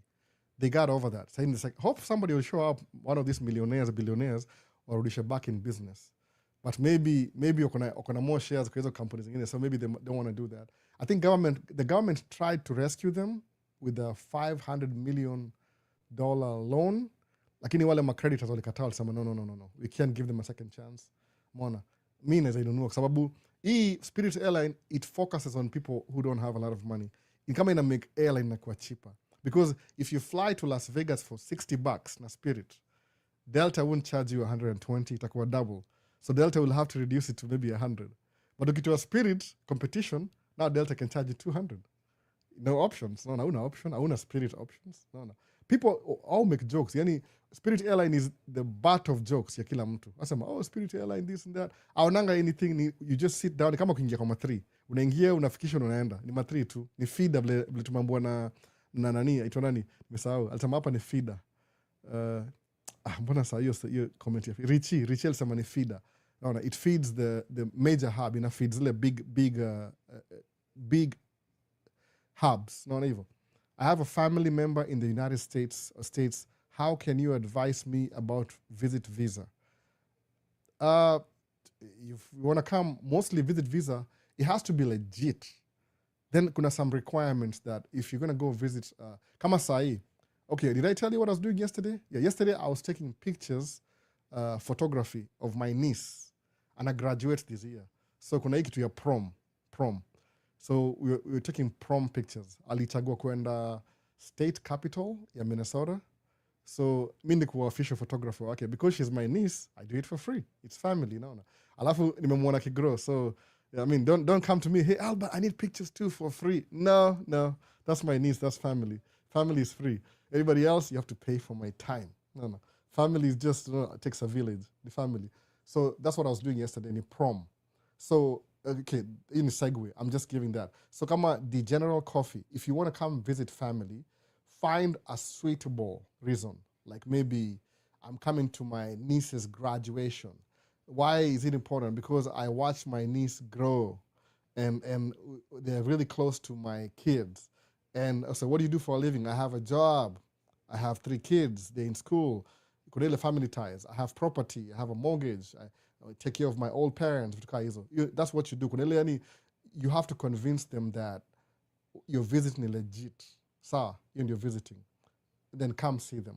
Oh, they have a wedding. Oh, really? Oh, all enough. Come for the wedding. Oh, kuna conference. Come for a good reason. Watu saw your story. Sababu, watu hapa ujiwa hivyo. They don't want you to come into the country alafu kuja kuwe burden hapa tena. No. They want to make sure that you can come here, visit, and you have your own money, you have relatives who support you, then you can go back after the visit. No. Alafu hiyo that's the thing. When you come to visit the first time, then you go back ina build ile authenticity na rekodi yako. So in case you ever thought of coming here and getting access, it's like you're looking for good access.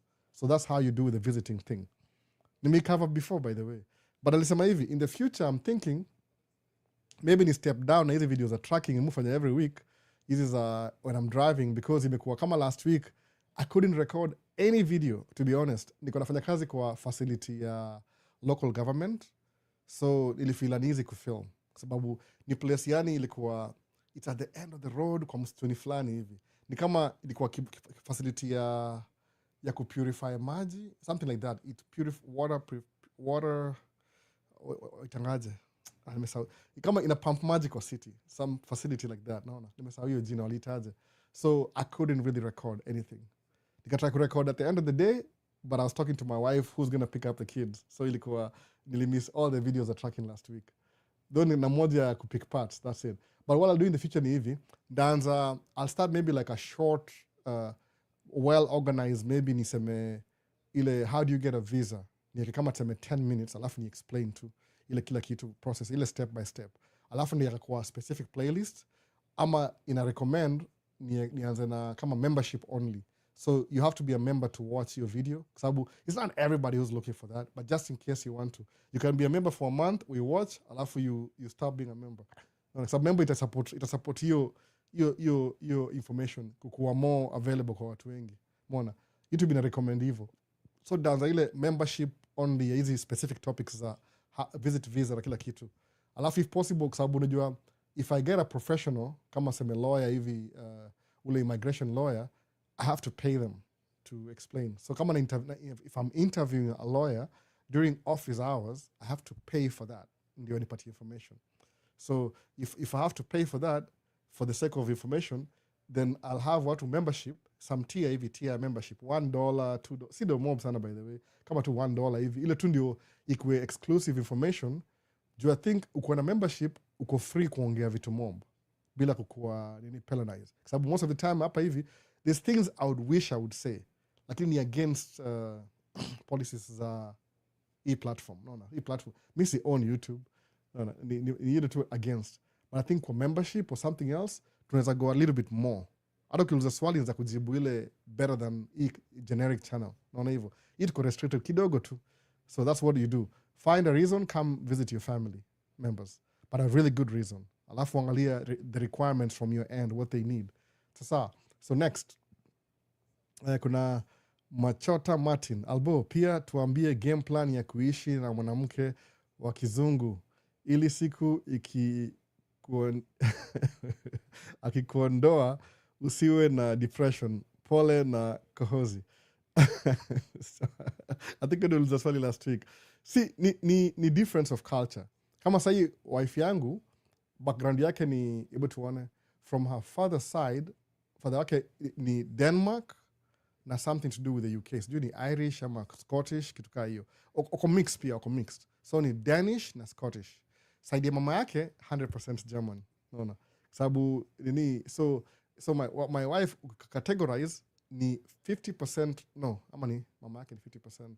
Yeah, ni I don't even know how they do that. Au sema na percentages. So she's maybe there's some from her maternal side, yeah, ni German 50%. From her paternal side, yeah, ni Danish, Denmark, and something else. Nimesahau hiyo ingine.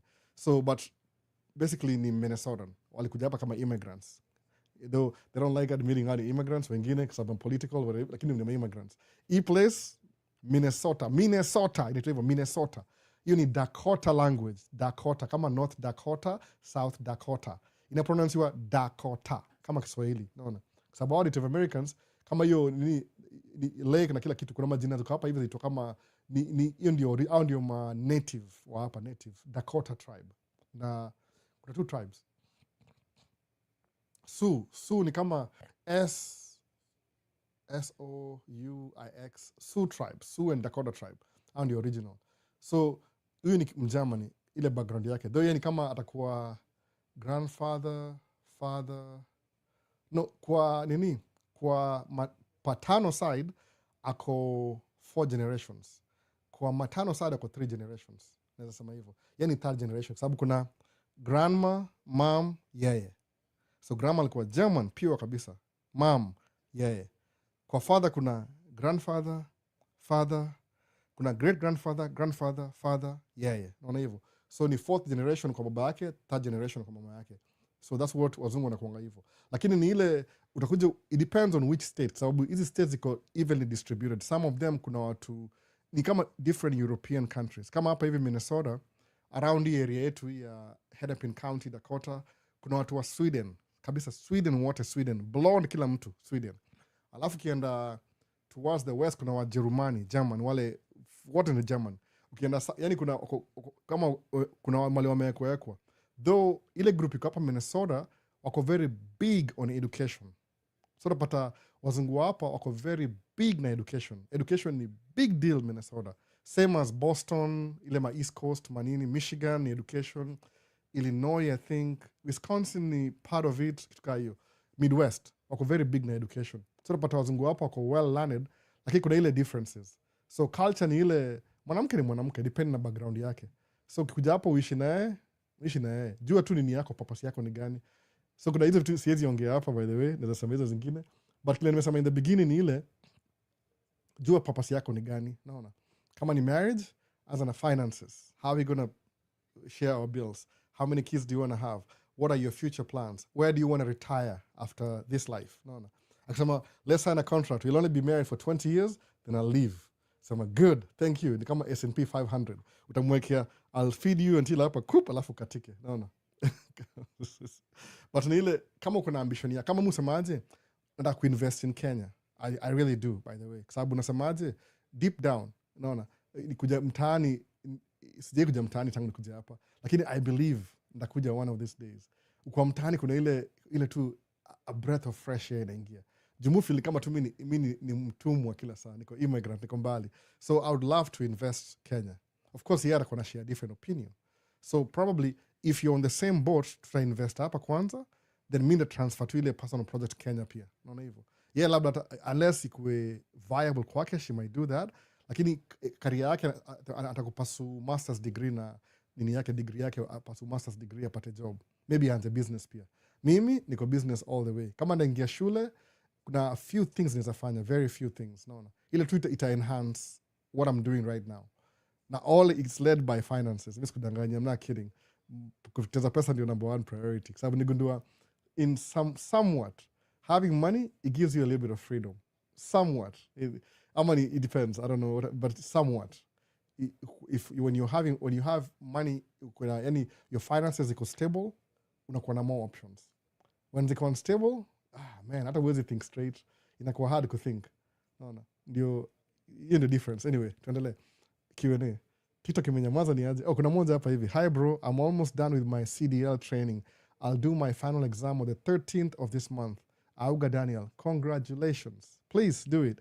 Sababu, even if you're going to go to school, musema hivi, kuna one of my colleagues, tukanaongea na yeye last week ama the previous week. They were moving equipment, so we started talking. Kanambia, hey Al, so where are you from? Kanambia, East Africa, Kenya. Just to get to know each other. So salimiana tunaongea, but we've never really got deep. Nikanambia, mimi nilikuwa EMS, alikuwa emergency medical service attendant. So ni mtu wa ambulance, ni mtu wa medical for the last 30 years. I just retired from being an EMT, emergency medical service, EMT. April this year, last month, the last month I've been retired. But I've always had my commercial driver's license for the last 30 years. Imagine. Alikuwa mtu wa emergency, lakini alikuwa na 30 years CDL. Hakuwahi tumia. Alidrive kidogo akawachana nayo. He went to school. Sasa amegraduate, amenunua gari brand new, sahi, dump truck. One of these days nawaonyesha nikikumbuka. Tufanya job na yeye. Hata nimsaidia. Atasema, my axles are shaking. Nikamwambia which ones? Nikaziangalia. Nikamwambia hii na hii, badilisha hizo alafu uone. Akasema what about? Nikamwambia so ni kama tuliongea, ni mzungu by the way. It happened before. Juu nimekuwa hapa kwa hii field for a while. Kuna ile experience, you learn things through experiences. Actually, hii video naenda kupost the next video, whatever thing I was buying, stabilizer shocks, is exactly what I told him he should buy. Miko nanunua stabilizer shocks za my wife's truck. Nikazifix pia. I didn't make a video. I'm not that good at making videos. Nikifix vitu. I almost chopped my finger one time. Nikido repairs. And I had my kids with me. So anyway, the whole deal, even if you have a different career, kuwa na license kama plan B. When you retire, sababu driving hainanga retirement age. Mpaka uache kuona wasema, I can't see the road anymore. Okay, now you've retired. Alafu unaweza uza truck, uchukue hiyo pesa ufanyie kitu kingine. No. Kuwa na license. Hata kama plan B. You have a degree or kuwa na license. Ende chukue. If you have money, just get it. So huyu Auga Daniel samesema maza CDL training, 13th, anaenda kufanya interview. Keep in touch, man. Keep in touch. I would love to know how you're doing. Alafu tutadiscuss more. Nikushike mkono. Nikushike mkono. Kwa sababu unajua nini? You don't know how it makes me feel when kama if you're going through your baby phase ya CDL and you're learning these things and we are talking, inanichangamsha. Nasikia poa kwa sababu I will willingly share everything I know. Then you'll take that information and do whatever you want with it. Alafu itakusaidia pia. Uta appreciate sana by the way. Kwa sababu mimi nikianza CDL, I didn't have a mentor myself. Sikuwa na mentor. I was just trying to figure it out. Hata hiyo bold move ya kupata license, ilikuwa tu so bold juu nilikuwa hivi. I was procrastinating na hiyo idea for a long time.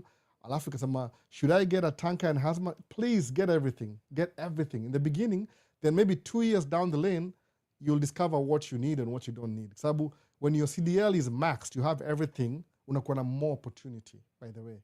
Because you might get a job over the road, iliko drive-in. But you have to be away from home for 2 to 3 weeks, like me. Or you get a tanker endorsement, they need new drivers, they'll hire you and train you for 2 months, then you're home every night. Then after 2-3 years, you buy your own truck because you've already established a relationship with them. You buy your own truck, then you pull their trailer, and you're still home. Then while you're home, you can go to school and pursue whatever degree you wanted because you're home every night. But if you're out on the road, unaishi kwa barabara, kwa truck stop, when are you going to do your classes? naona hivyo kukua home kuna ile comfort. So please, if you can, I don't know if it's more expensive, at least maximize your CDL, get everything on the table 100%, get everything, husband and everything. If it's not more expensive and you have time, please do. Alafu 1 or 2 years, maybe this is 2026, by 2028 utadetermine, do I really need the hazmat? Like mimi sikuchukua hazmat, niliwachana naye ikaenda. But now I'm thinking, oh man, maybe I should have. But sometimes, but still, if you have it, you have it. The good thing is vitu, you can always renew. Sababu hazmat, you have to renew every 2 years. Juni hazmat. Just get it, man. Just get it. Get everything. Hata kama passenger, get my wife akona class A, class B, passenger, school bus. I don't think, hata maybe hazmat. Nimwambia to get everything. Wife. And she has a degree and a shule. Isi ni kama license yake, she can leave today tracking ende endeshe basi. Mimi, I'm trying to get a bus driving thing. Ndio in the winter nimesikia hivi niambiwa one of my friends, in the winter, people don't like driving bus in the winter. So they have less drivers. Nikasema, aha. So what I'll do is this winter, if possible, niende niendeshe metro transit. Hizi mabasi za within the city.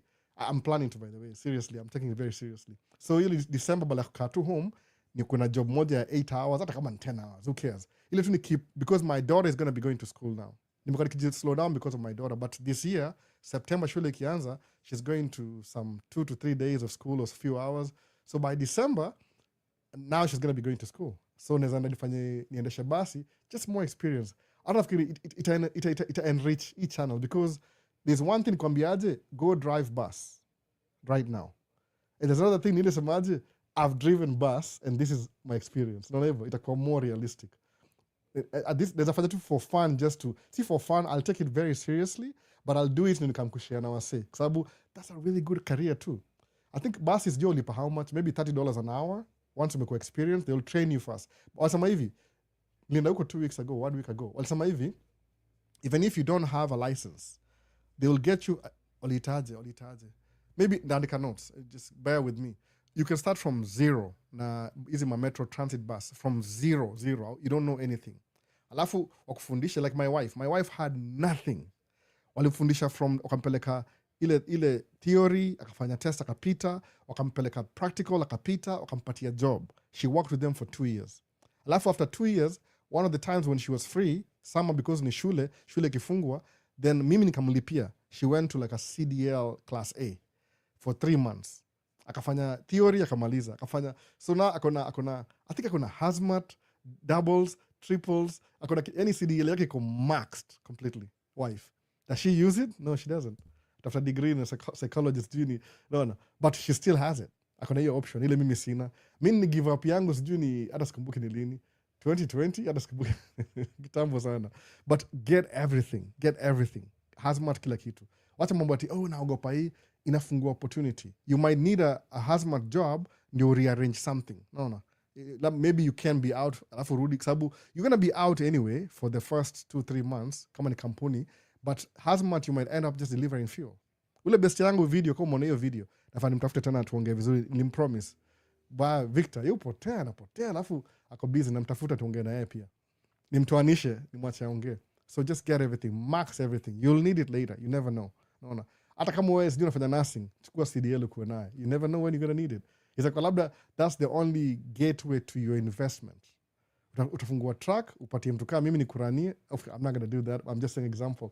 Alafu uko na extra income while you're doing your nursing. Naona hivyo. Ni kama inaongeza opportunity. Imagine kuna opportunity unaimax, because Auga Dennis, kuna wasako Kenya sahi, they wish they were you. Imagine. Now they're thinking about, maybe nenda Middle East kwanza, kwa hapo naongea juu CDL. So you have first world problems already. So you already have first world solutions. Inaweza sema hivyo, basically. Siogope. Get in touch pia uniambie, nisikie poa kwa road, niambie, nisha pass exams. So, yes. Alafu sema, nimeanza job. Yes. Nafanya hivi. My advice, I'm willing to share. Sababu itakuwa more practical na wewe, you need it urgently. No. That's what I'm saying. Next, ni nini? Good evening, sir. I hope you're doing well. I saw online your HB2B visa are now available. Can you advise someone to go with the H2B and work it? Please, Crosby Vini. it means some anything in increase zone, and imagine any progress is movement, anything, as long as make sure you're legit. It's going to come as scam because there's scams out there too. If they ask you to pay some money so they can help you get the visa, of course that's a little bit suspicious. Just be suspicious. Usikue tu, oh yeah, take my money, take. Alafu you never know, kumbe you're giving up your savings for a scam. You'll never get it back, but follow everything. Now it's gonna pop up. Kama last week, I was just scrolling through the internet natafuta ma grants. Nikapata kuna grant moja, it helps women in business get some grant. They just give you the money. But when you get the money, you have to tell them how you spent the money. Nikamwambia wife, hey, there's a grant available. The closing date ni April 30th. Can you please apply? I dismiss. Yeah, no, I don't think I'm gonna get. Nikamwambia, listen, I read the thing. The only reason why missing to apply, ilisemaje women in business. I'm not a woman. I'm not a woman. You are a woman. No. Do you need some $10,000 grant? Yes. Apply. You never know. Apply. Kwenda kwa apply kambati, you have to pay $15 akalipa. So alimwambia, okay, we'll consider you this round. If you don't get it, we'll save you information for next round. Which means there's some rich guy somewhere, he's trying to help maybe, kama ile non-profit, they're trying to help women in small businesses wakuwe successful. Condition ile, if you're doing some business that's promoting your local community, they'll give you money for free. But you have to use up money in the business. So to particular feedback. Who says no to free money? Oh, please, I'll take it any day. I need to look into these things seriously. Kuna grants are available. So many non-profit, they're trying to build your business yoga. It's really tough for small businesses kwanza. Kama sasa vile mafuta ni expensive, tutakula loss, takula hiyo loss too. Hopefully it will improve, because when mafuta is expensive, it comes out of our pockets. Atuongeze mshahara. Maybe tumeweza poa fuel surcharge baadaye, but ijaenda long enough to justify in only 2-3 months. Let's just wait and see. No. So basically that's what it is. Chukua everything. Don't leave anything behind. So kuna nini? Ndiyo kuingia class art imo. Najua uliingia kitambo, nimekufikia saa hii. Pole sana, pole. So mambo ya Spirit. Why did Spirit Airline close down? I heard it had no records of crash. Yeah, it has really good safety records. Ni ile tu bankruptcy. Because business model yao ni ile, unajua vile nisemeaje description. Can I hold this up? Sijui. Sitaki kugusa vitu hapa hivi. Naweza haribu. Okay, nasema hivi. Angalia. Acha ni try kuwa very gentle. Very gentle. Let a plane hapa in focus. In a plane. Do I have a pointer? I need a sticky pointer. Okay. Okay, pen. Naweza tumia pen. So this is my pen. Ndio hii ndege. So na hii ndege is in Spirit Airline. So napata hivi. Most of the airlines, kama tuseme Delta, United, I'm cheating, I'm going to read. Kuna American Airline, kuna United, mbona na American Airline mbili? JetBlue, Delta, United, Allegiant, Southwest, Sun Country, Alaska Airlines. So most places waga hivi, economy, ile 3 seats by 3 seats, ile 3 by 3. Zinaanzianga mahali hapa. Kama tuseme niweke kwa plane hapa. Unaona hii S Spirit, mali Spirit imeanzia. Hebu hii side ni Spirit. Hapa T, hapa ni T, hapa kuanzia hapa. Hii section ya kwanza hii ni VIP, ni zile viti ziko wide, alafu ni 2-seater. So you'll pay more. If everybody in the plane mna fly from Minneapolis to LA, kama tuseme cost ni $200. The rest of the plane hapa $200. Hizi first class VIP itakuwa $1,000. Sawa, they pay more for the comfort. Ile leg room ni kama first class. Sawa, so unapata ndege mingi kuanzia hapa hivi kwenda mbele ni VIP. Maybe the first 8 rows ni 2 seats wide, zina recline, wanapewa meal, wanapewa coffee, wako na TV, wako na plug, all this nice necessity. Ni kama premium nini. Like they want you to fly on comfort. Mpaka hapa, naona mpaka hapa. So kwenda nyuma all the way ni economy. So model ya Spirit ni hivi. Ndege zao hazina hiyo first class. Ni ukiingia kwa mlango tu hivi, hii ni side ya right, unaona? Hii ni R1. Okay, mostly watu load na hii side ya left. Ni turn plane, acha tugeuke. Example. Be patient with me kidogo. I'm explaining it too. Okay, sawa, to turn plane. So mostly gate, I'll load from this side, unaona? So hii ni L1, mlango iko hapo. Kuna mlango pia hapa na kuna hii ni Airbus Neo 321 Neo. So ukiingia Spirit kwa mlango tu hivi, from here going all the way to the back ni VT33 ina maximize passengers. Alafu vile tumeambiwa na tumeambiwa na mbona nasahau tena comment yake alisema ni feeder. Comment iko wapi? Uko YouTube ama mko wapi? Unaona? Richie alisema hapa ni feeder, hapa hivi, feeder. Unaona Richie? Open the track down ile comment ya mwisho. I think ni wapi comment ya mwisho? Ni hapa hivi ama? Spirit Airlines, sawa. So ni hivi. Spirit Airlines kama 3. Hakuna VIP. All the seats ziko the same. They might have maybe the first 3 rows na kitu extra maybe. Because extra. So unapata kuanzia hapa kwenda mpaka nyuma ni economy everything. So Spirit tu ni ndege ya kawaida. So it's a cheap flight. Wana maximize na volume. Si VIP, ni volume. No. It's a volume centered planes. Na si Spirit only by the way. Hata ile local flight yetu ile itonga I wish ningetoa hizo plane. Ndawa explain baadaye. So si Spirit alone, unapata pia nini hizi kama Sun Country ni all the rows. Angalia ma video online, I think. Iko na everything ni economy. Hakuna sijui ati VIP. So model yao ni cheap flights na volume. So profit margin yao it depends on volume because iko cheaper, most people wakifly from state to state. You don't feel like when ni mtu wa kawaida. Cheap flight unaenda. Ni kama I think UK ni Ryanair, itonga Ryanair. Sijui kuna nyingine, that's all I know. Sijui mambo ya Europe sana. So unapata ina maximize na volume. Cheap flights, volume. Sawa. Aina sijui ati fast, sijui aina hiyo ni volume. What as many, I don't know how many people inaweza ingia kwa hii, kama 220 maybe per flight. Alafu ina fly na land. Ina fly aina sijui ati ukibring extra baggage utailipia juu ni extra baggage. Just want to move the masses. Naona hivyo. So ni cheaper. Delta ni different. The first few rows ni VIP. No. So everybody else is paying $200, you're paying $2,000. Why? Because kuna ile besides flying ni kama tu first class kawaida. Kwa ndege ile kama tuseme hizi ma wide body kama Kenya Airways, the first few rows ni first class. Wanapewa a different meal, kuna wine, kuna sijui foot massage, I don't even care. So many luxury stuff. That's what kuna ile. Alafu kwa ndege most planes kwa hizi wide body kama Kenya Airways, from the wing going backwards ndio economy.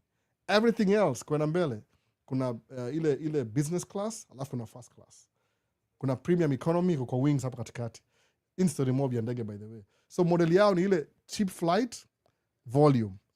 So ukiongeza mafuta iko expensive, they're out of business. Do I want anything premium? Delta is I think ndio number 3 kwa world. But kuna the most profit. Do Delta iko na credit card.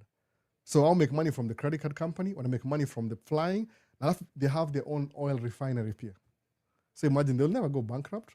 Wataborrow money from me na hapa kuna more other business. Spirit likuwa model ile ya bring competition ndio tukuwe na competitive prices. Sawa? That's why. Anyway, nime explain more but I'm just trying my best. Naangalia Q&A pia hapa hivi. So ile fuel imeenda juu kidogo imekill ile profit margin yao ile very very small ikawamaliza kabisa. No. But I feel bad because now we'll be paying more money for everything unless it comes back. No. So Franklin UOE, hello, I missed some info on the tracking video. What's the average pay for a driver? Apple MN, assuming I'm driving for someone. Between $30 to $35 an hour. I would say so. If you're driving for someone, Franklin, $30 to $35 an hour. Mi nakulipa 35, but hiyo ni mimi tu. No. Hiyo ni mimi tu. But I'm not hiring right now. But if I hire, you nakulipa 35. Alafu pia kuna benefits zingine. If you drive an hour away from mali unapark gari, I'll pay you for that, compensate for that. Kuna hizo compensation zile according to the labor department, lazima uzi include.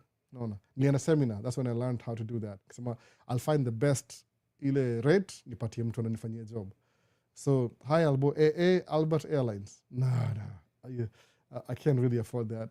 I still have like 3 trucks. Do you know how much? You got 200 million in there. Unless I can maybe get some investors. Albert Airline? No. Thank you though. Thank you for coining that. So hey Albo, niaje? Been long having long since to see the live. I'm always watching the recorded. Hope you're doing good.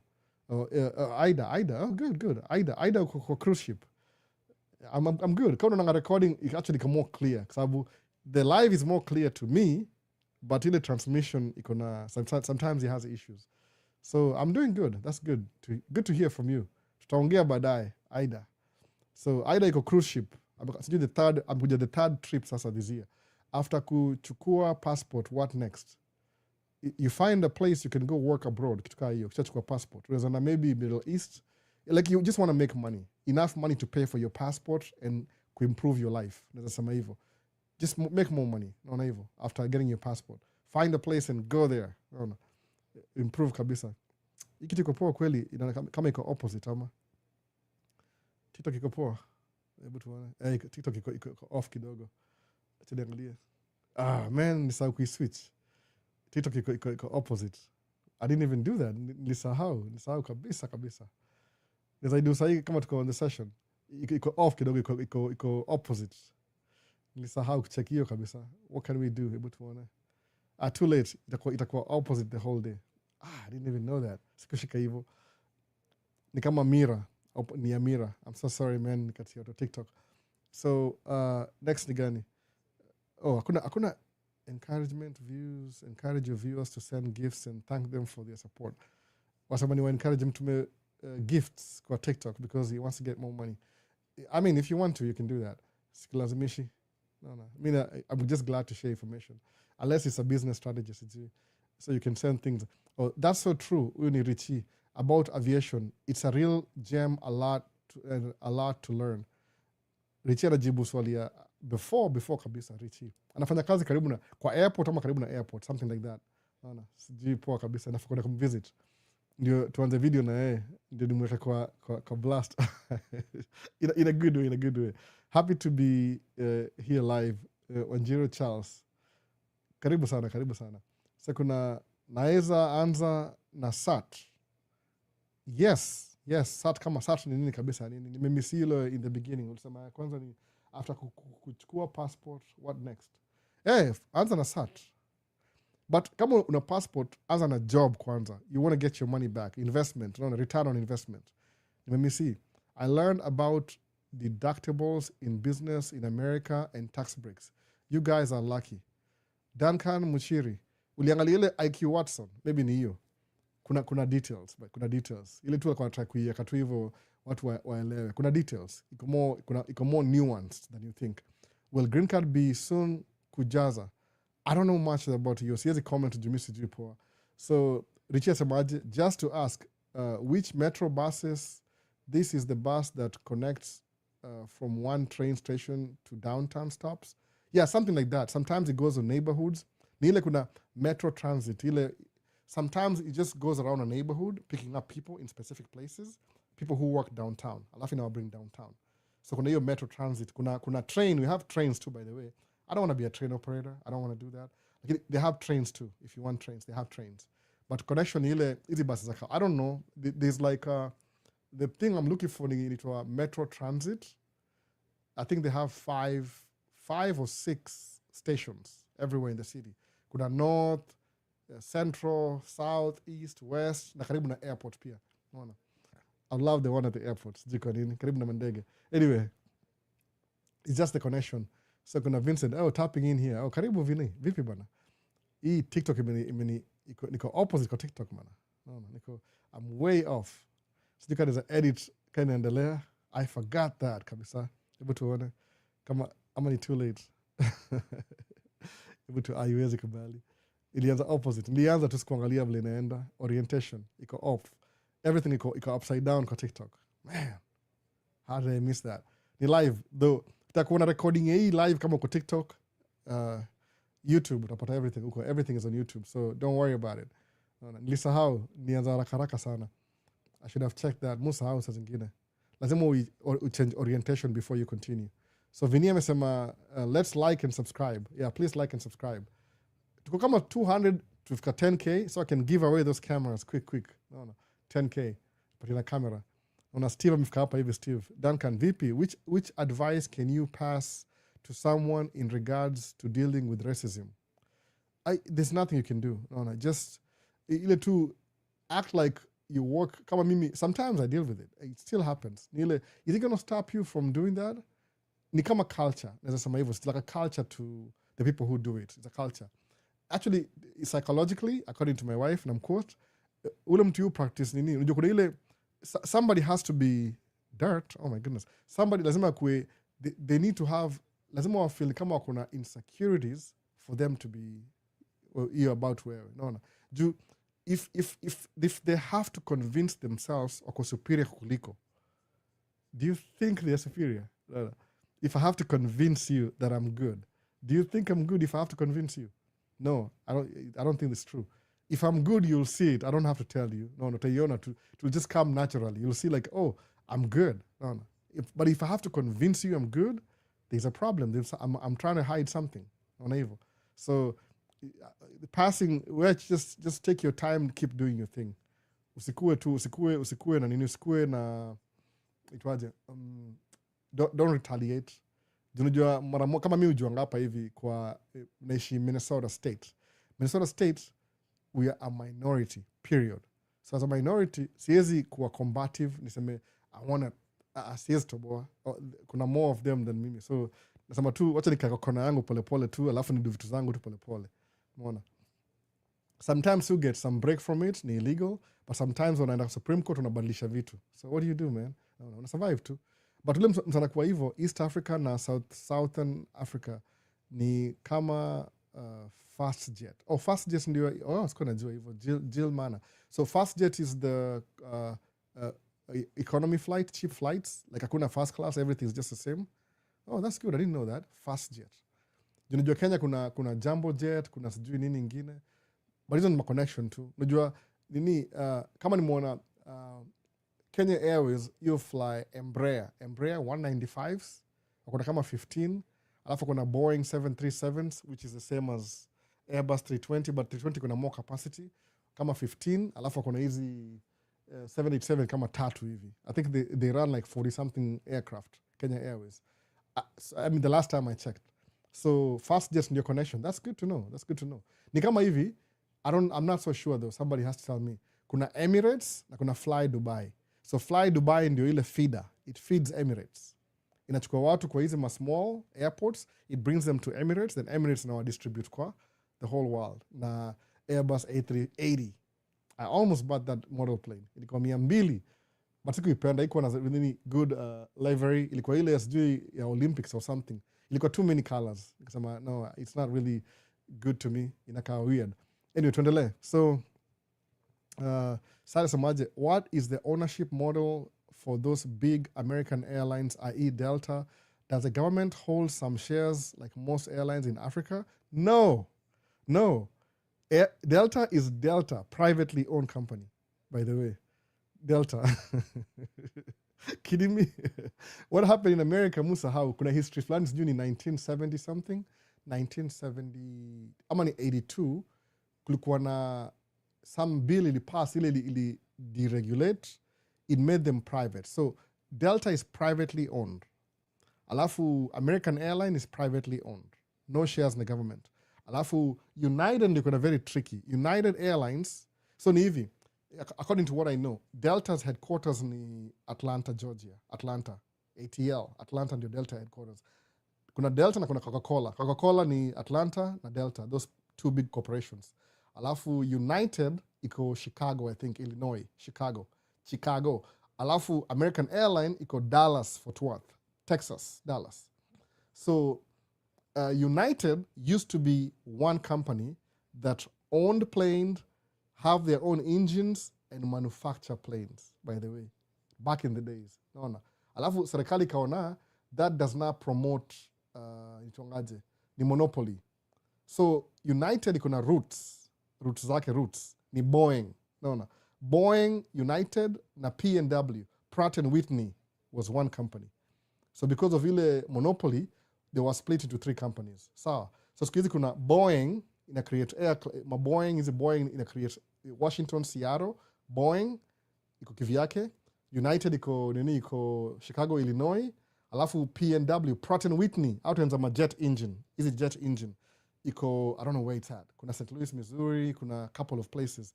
So it was divided into 3 companies. Because also he encouraged nini competition, inakuwa monopoly. So alafu kitu moja ni funny pia, kama Delta owns their planes. Hata walisingi, they own them outright. That's what unapata in America, some companies fly 40-year-old planes. Kwa nini? They own them. Ni cheaper because the planes are paid off. Mostly in Europe, wana lease. No. That's why their planes are classy. Of course, some companies own. Utapata government, so it depends on the market. America imekuwa na, I think number 1. Unajua America, kama sahi Delta, just think about that number. Hizi tuseme Delta, American Airline na United combine wako na ndege kama tuseme 4,000 planes. 4,000 planes, by the way, combined. So alafu pia wako na subcontractor. Mafida, hizi feeder au hire another company. Ikona kama 500 planes ifeed hizi plane airports zao. So kama American Airline ikona American Eagle, Delta ikona Delta Connect, American Delta Connect. Alafu United ikona nini? Kuna hizi sub Republica, kuna kama 3-4 companies zina offer services to these big companies. Naona hivyo. So combined Delta is like labda 1,500 planes. Plus ule contractor wao ule Republican na sijui gani mwingine. So hizi company ni big vibaya. Alafu kama airport yetu, it's not a really big deal airport. Itonga Minneapolis St. Paul International Airport, MSP. Called ni MSP. MSP, plane yo take off every 10 minutes. No. Chicago, Illinois, ile O'Hare. I think every 2 minutes plane will take off. Nagini in the land. That's how busy it is. Ni kama Heathrow. So, any ownership yao, they own the planes most of the time. So, sayo wanataka kuface out ile Boeing 717, 717. Wana replace na Airbus A320-300. Wana own hizi plane outright. Because they've been in business for over 100 years. Kama Delta ni over 100 years. United sijui. So that's why. No, that's why nasamani ile unangalia, maze, kunaendaga aje hapa hivi. Hiyo ndio story moja na hapa hivi. Yes, niliona kwa IQ Watson. Nijua tu Dan Kalmashiri. Nisikia kusema hii kitu IQ Watson. You run kampuni ya limo services. Ile limo services. Unabai gari kama Cadillac Escalade. I would love to do that kind of business. Ni ile tu hub yetu ya Minneapolis St. Paul is not as busy as hub ya kina nani IQ Watson huko Austin, Texas. Unajua Austin, Texas, wacha nikupatie example. Austin, Texas iko United States of America, weather yake ni kama ya almost ya Nairobi. Naona, almost Nairobi. So hakuna snow, hakuna winter. It's any weather iko so stable. Besides rain, hakuna snow. Weather iko stable the whole year. So napata most hour to reach wa Texas wanaishi Austin. Austin ndio state capital ya Texas. Si Houston, si Dallas, si nimesahau gani ingine. Houston, Dallas, Fort Worth, nimesahau zingine. El Paso, si hizo, ni Austin. Austin ndio headquarters ya Texas, by the way. Ni governor anaishi huko. So huko market yao iko akona wide market. So uzabaye kama ubaizi ma limousine ile limousine ile iko stretched out ama iko tu kawaida hii. Hizi ma SUV kama Cadillac Escalade ya 200 kama $250,000 brand new. Kwa nini? Because unachukua watu VIP. Like Michael Jordan akifly kwenda Austin Airport, achukui taxi ama Uber, unapigiwa simu na anambia, Michael Jordan is coming over, yeah, with his entourage. How many people do you need? Asema, we have 10 people. Okay, wanafikiria 10, limo ngapi hizo? Sababu watu 1, 2, 3, 4 times 10. Una bring limo 15. Unaona? Kama una 15 and it's your company, una subcontract wengine just to meet the need. Unaona? Alafu wao ni watu VIP. Watu VIP, they don't care, they pay anything. It's like, $3,000 a day just to take you wherever you want. Walipa $3,000 a day. So your market ya limo is really good in Austin. So kama IQ Watson akido business, anado business kama Mkikuyu kabisa. Kuna LLC. Alafu ameangalia market yake, alafu unaona hivyo IQ Watson. So anajua kile anadu, by the way. Bila anaongea mimi understand fully. Ni ile tu market yetu ya Minneapolis St. Paul, yezi ni favor vile za favor yeye akwa Austin, unaona hivyo. Atakuwa na more advantages than mimi. Mi ni tracking. Unless ni hame Austin. And there was a track ni by SUV. But is he gonna feed my family? might take a while. Hizi vitu unazigrow polepole. Sometimes you have to grow the business ndio kama uanze kuoa. Ukioa kwanza before grow business, hiyo business haigrow. Pesa yote itakwenda kwa hao. Anyway, no. So which advice can you pass for someone regarding dealing with nishamaliza hivyo. TikTok imenyamaza ni aje? Watu wanasikiza tu. Anyway, nimeenda how many? Almost 2 hours. Nafanya malize bana. Malize. So tuende kwa iliona kwa IQ Watson. Kwa ule Kingori, Dr. Kingori. So Albo, Martin Ndengerenge. Martin ni mgani? Kuna Martin mmoja nilimit kwa airport. Sijui kama ni yeye. Naona. Kama ni yeye. Naona. Ni Mato hapa. Mato mgani? Ni Mato wa airport. So Richie amesema hapa airline. So how cheap is the piloting license in Minnesota? You should check that for your PPL. You can be a good pilot because of your passion. I don't like to fly. No, not even. The reason why I'm doing construction, nimesema hivi before. Mambo za the reason why I want to be home. So right now I want to be home. Mufanyanga tracking ya dump truck because I want to be home. Unajua kwa nini? My daughter needs me. Ule mdogo na ule mkubwa na my sons. My kids need me. Nikipotea hata for one day, kama jana nimepotea the whole afternoon, leo nimekuwa mateka the whole day. Yaani vile mtu yeye ameamka hivi na amekuwa na mimi. Mpaka yani live nikifanya live sasa hivi amekuwa comfortable. Mwanaume sasa aendi mahali. Unaona? Hiyo niangalia sema, "Daddy, are you going somewhere?" Asamangi hivyo ana lugha yake lakini sema, "No, I'm still here." Sema, "Why are you putting on dress?" Yani yeye everything to dress, everything shirt ni dress up. Bado ana vocabulary mzuri. So ananiwekanga hapa hivi. So hata nikikam Kenya for 1 week, itamdevastate. Juu kuna relationship ile mwaga nayo na yeye ni ile sijui nisemeaje. When she doesn't want to do something, akienda kulia, yulia, "Daddy, me send you to the rescue." So kama hataki kuoga, atanilia mimi. Juu labda kuna vile mimi na is my youngest daughter. So I'm very biased. I mean, I can't help it. Daddy's girl. So nimeplan kuwa home. Nikuwa pilot sahi, PPL, Richie. Isabadi Saudi nianza kutravel. Juu suppose kama nasikia one of the best pilots ni hao wa private jet. Tuko na private jet hapa kwetu by the way. Ni market yetu si kama ya IQ Watson ya Austin. Hapa kuna a few Fortune 500 companies. Kuna 3M, kuna Target, kuna Best Buy, General Mills, nimesahau gani ingine? Kuna kadhaa. IBM iko hapa, IBM computers iko hapa, 3M iko hapa. So hizo ni 5, nimesahau zingine. Kuna Fortune 5. So Target. Iko na 3 G650 I think ndege zao, private jets. So they need pilots. Juu corporate office, I'll fly out on Friday, unarudi hapa Monday. Na in between my meetings za kila mahali. Iko na ndege zao kama kuna their own hangar hapa airport hapa. Uko na ndege zao huko hivyo. Okay, 3M iko na ndege zao, but 3M ina-operate kwa a different airport. Iko St. Paul, unaona airport. That's why siwezi fly drone St. Paul because of your airport. Ni 3M.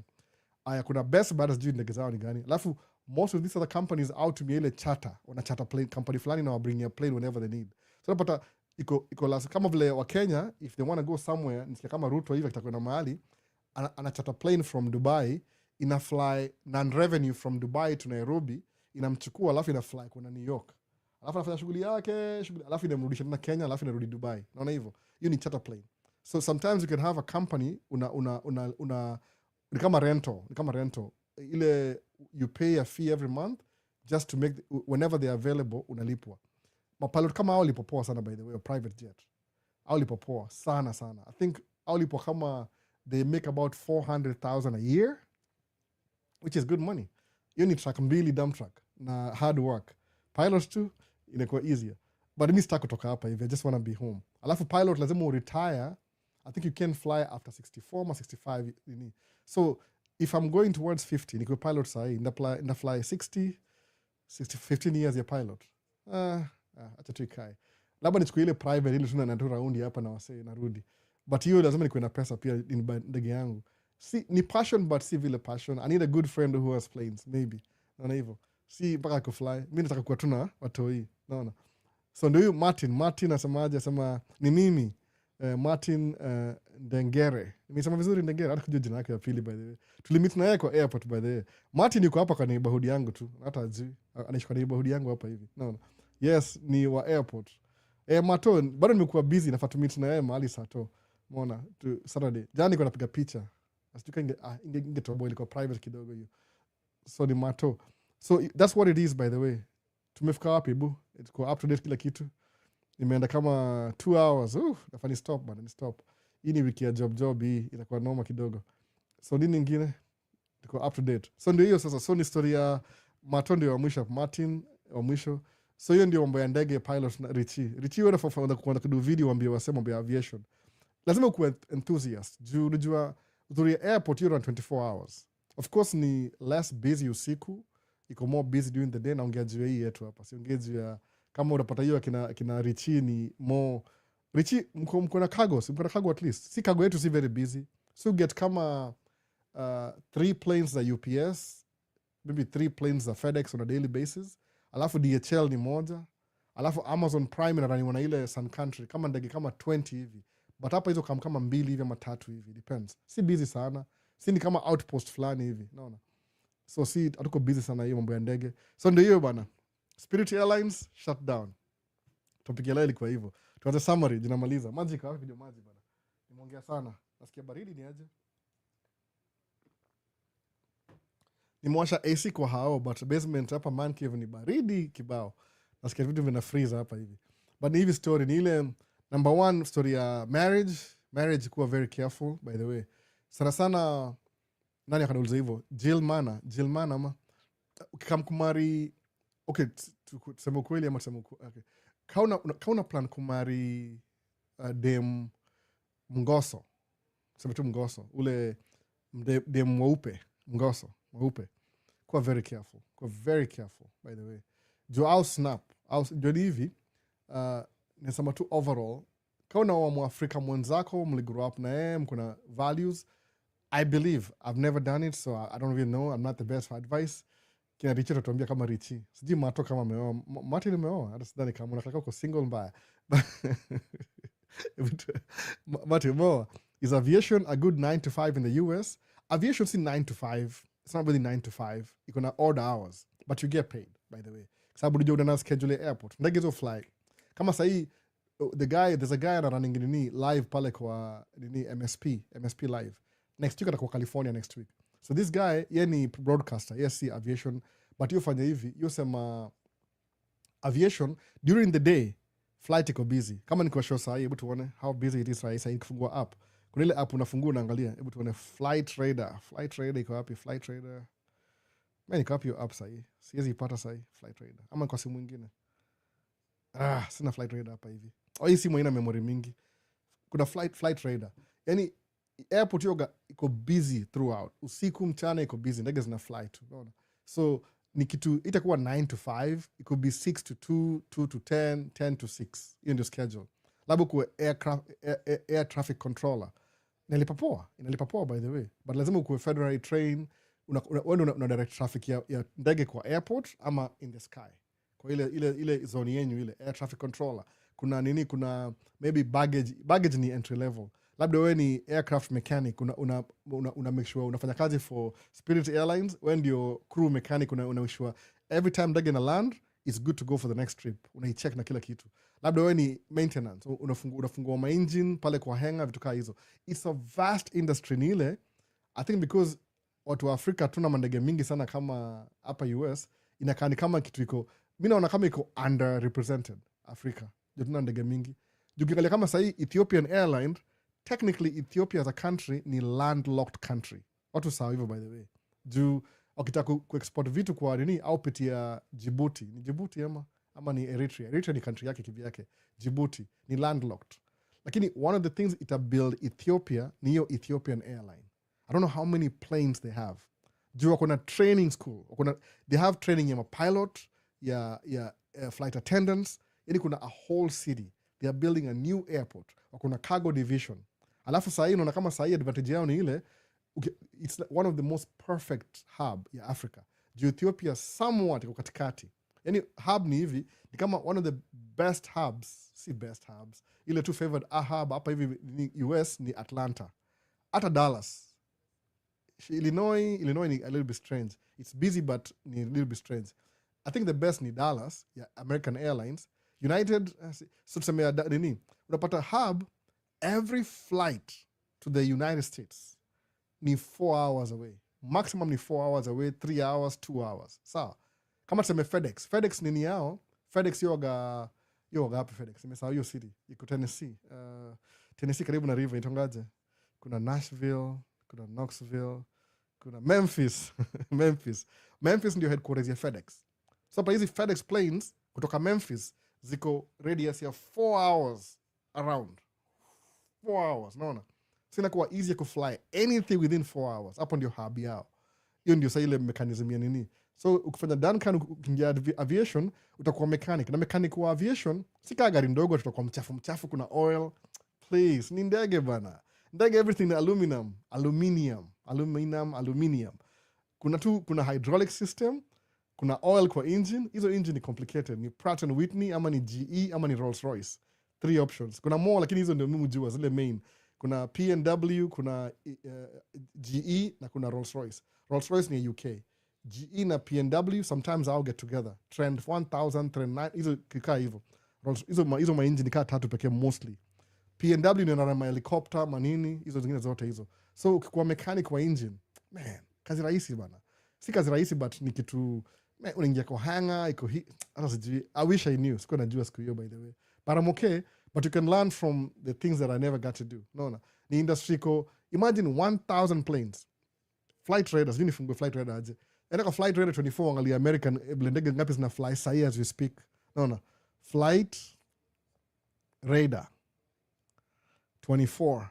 No. How many planes na fly tu kwa sky sahi in America? 1,000 ziko kwa hewa sahi as we speak. Imagine 1,000 planes as we speak sahi. No. Nini American aircraft industry, it's insane. Utashindwa yani. Naona iko insane vibaya. So if you're young, you want to be a pilot, alafu ndege zao na very good safety record. Very good, by the way. Yani sijui nisemeaje. Yani kwa sababu ile penalty utapewa na FAA ndege kianguka. You don't want to deal with that. No. So I got very any safety record ya plane yonga top notch. No. So that's what it is. Anyway, si 9 to 5 but ni 6 to 2. It depends on nini yako ni gani. Na hiyo iko wild.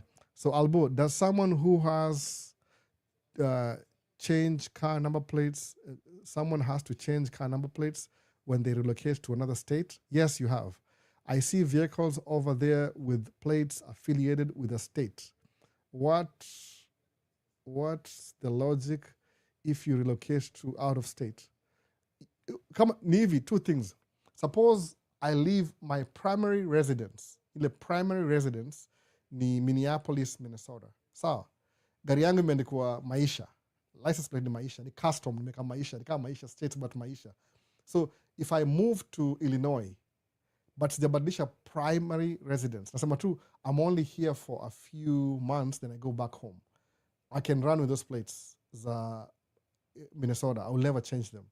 Lakini kuna ile requirement, if Chicago becomes my primary residence for over 3 months, I have to change plates to Chicago. Kwa nini? Because license plates, near the away, the state collects taxes, motor vehicle taxes that can maintain barabara. So if I'm driving in your states, you're gonna planes in Minnesota. That means I'm messing up your roads and paying for the Minnesota tax. It doesn't make any sense. So for time limit 3 months. No, alafu nasema, kama unakaa 3 months, you have to change to the same state.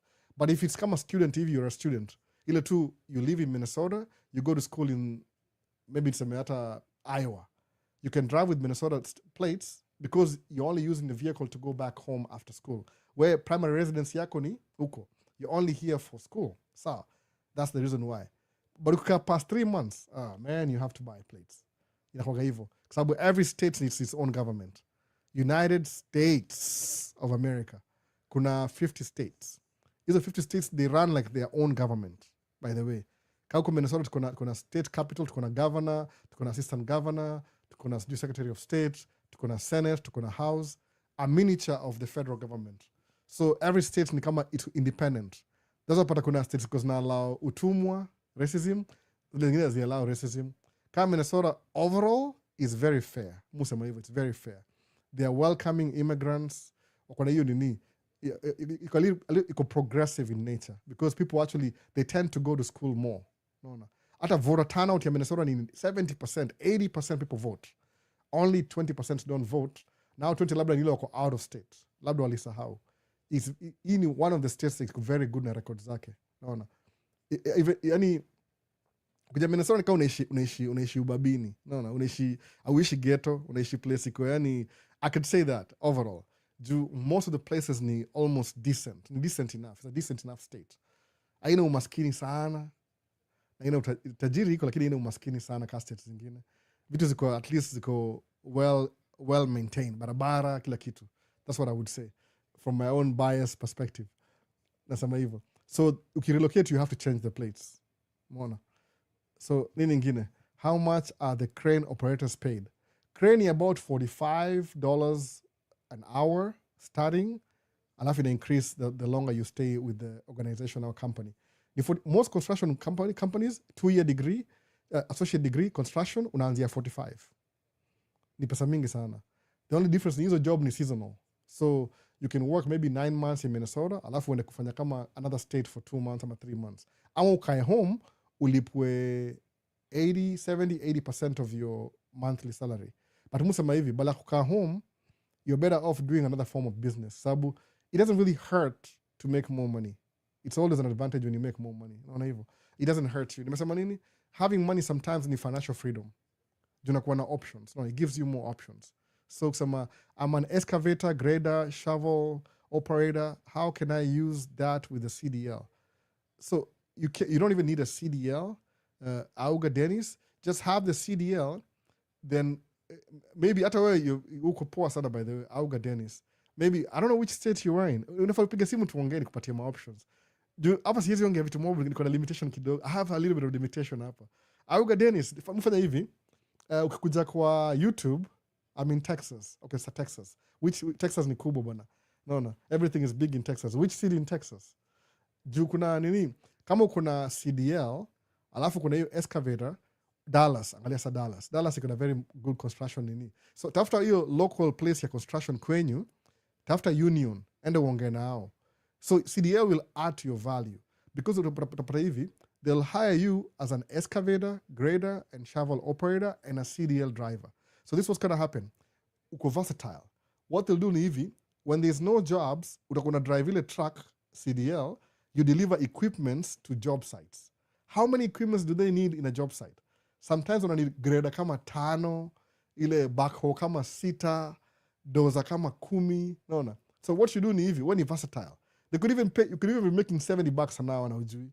Juu sema hivi, you have a CDL wa kufundisha experience, so you go back to the base ile mali unapack equipment storage, unachukua ile low boy. Kama ule mse ule itoa nani ule best yangu ule, itoaje, itoa Mato, lakini jina yake ni gani nimesahau jina.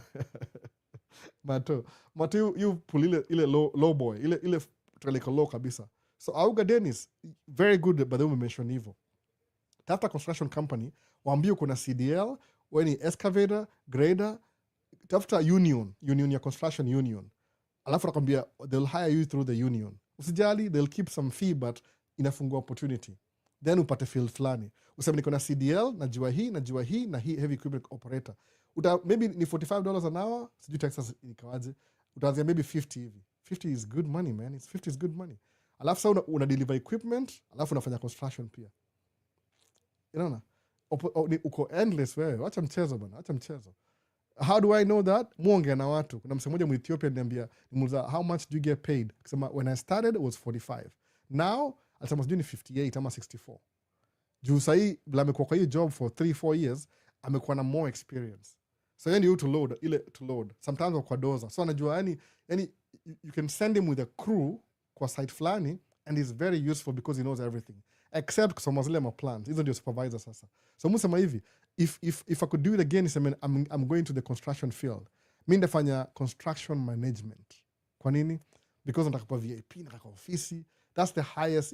You use your brain more than your hands. Unaona hivyo? That's always a plus. If you can use your brains to make money than your hands, the advantage. Because I'm just saying that.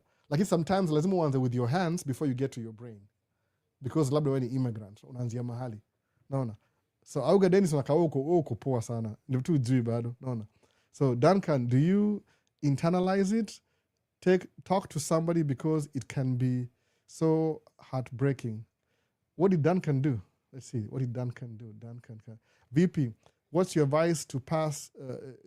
Can you pass to someone in regard of dealing with racism? Oh, mjibu. Nishamwambia. Hizi ma crane operator. Aliambia hivyo kweli kabisa. Jina yake ni ngumu kukumbuka jina mu Ethiopia, lakini aliambia akianza ilikuwa $45 an hour, which I know states hiyo lipa between 48 to 62. Hiyo ni ile official.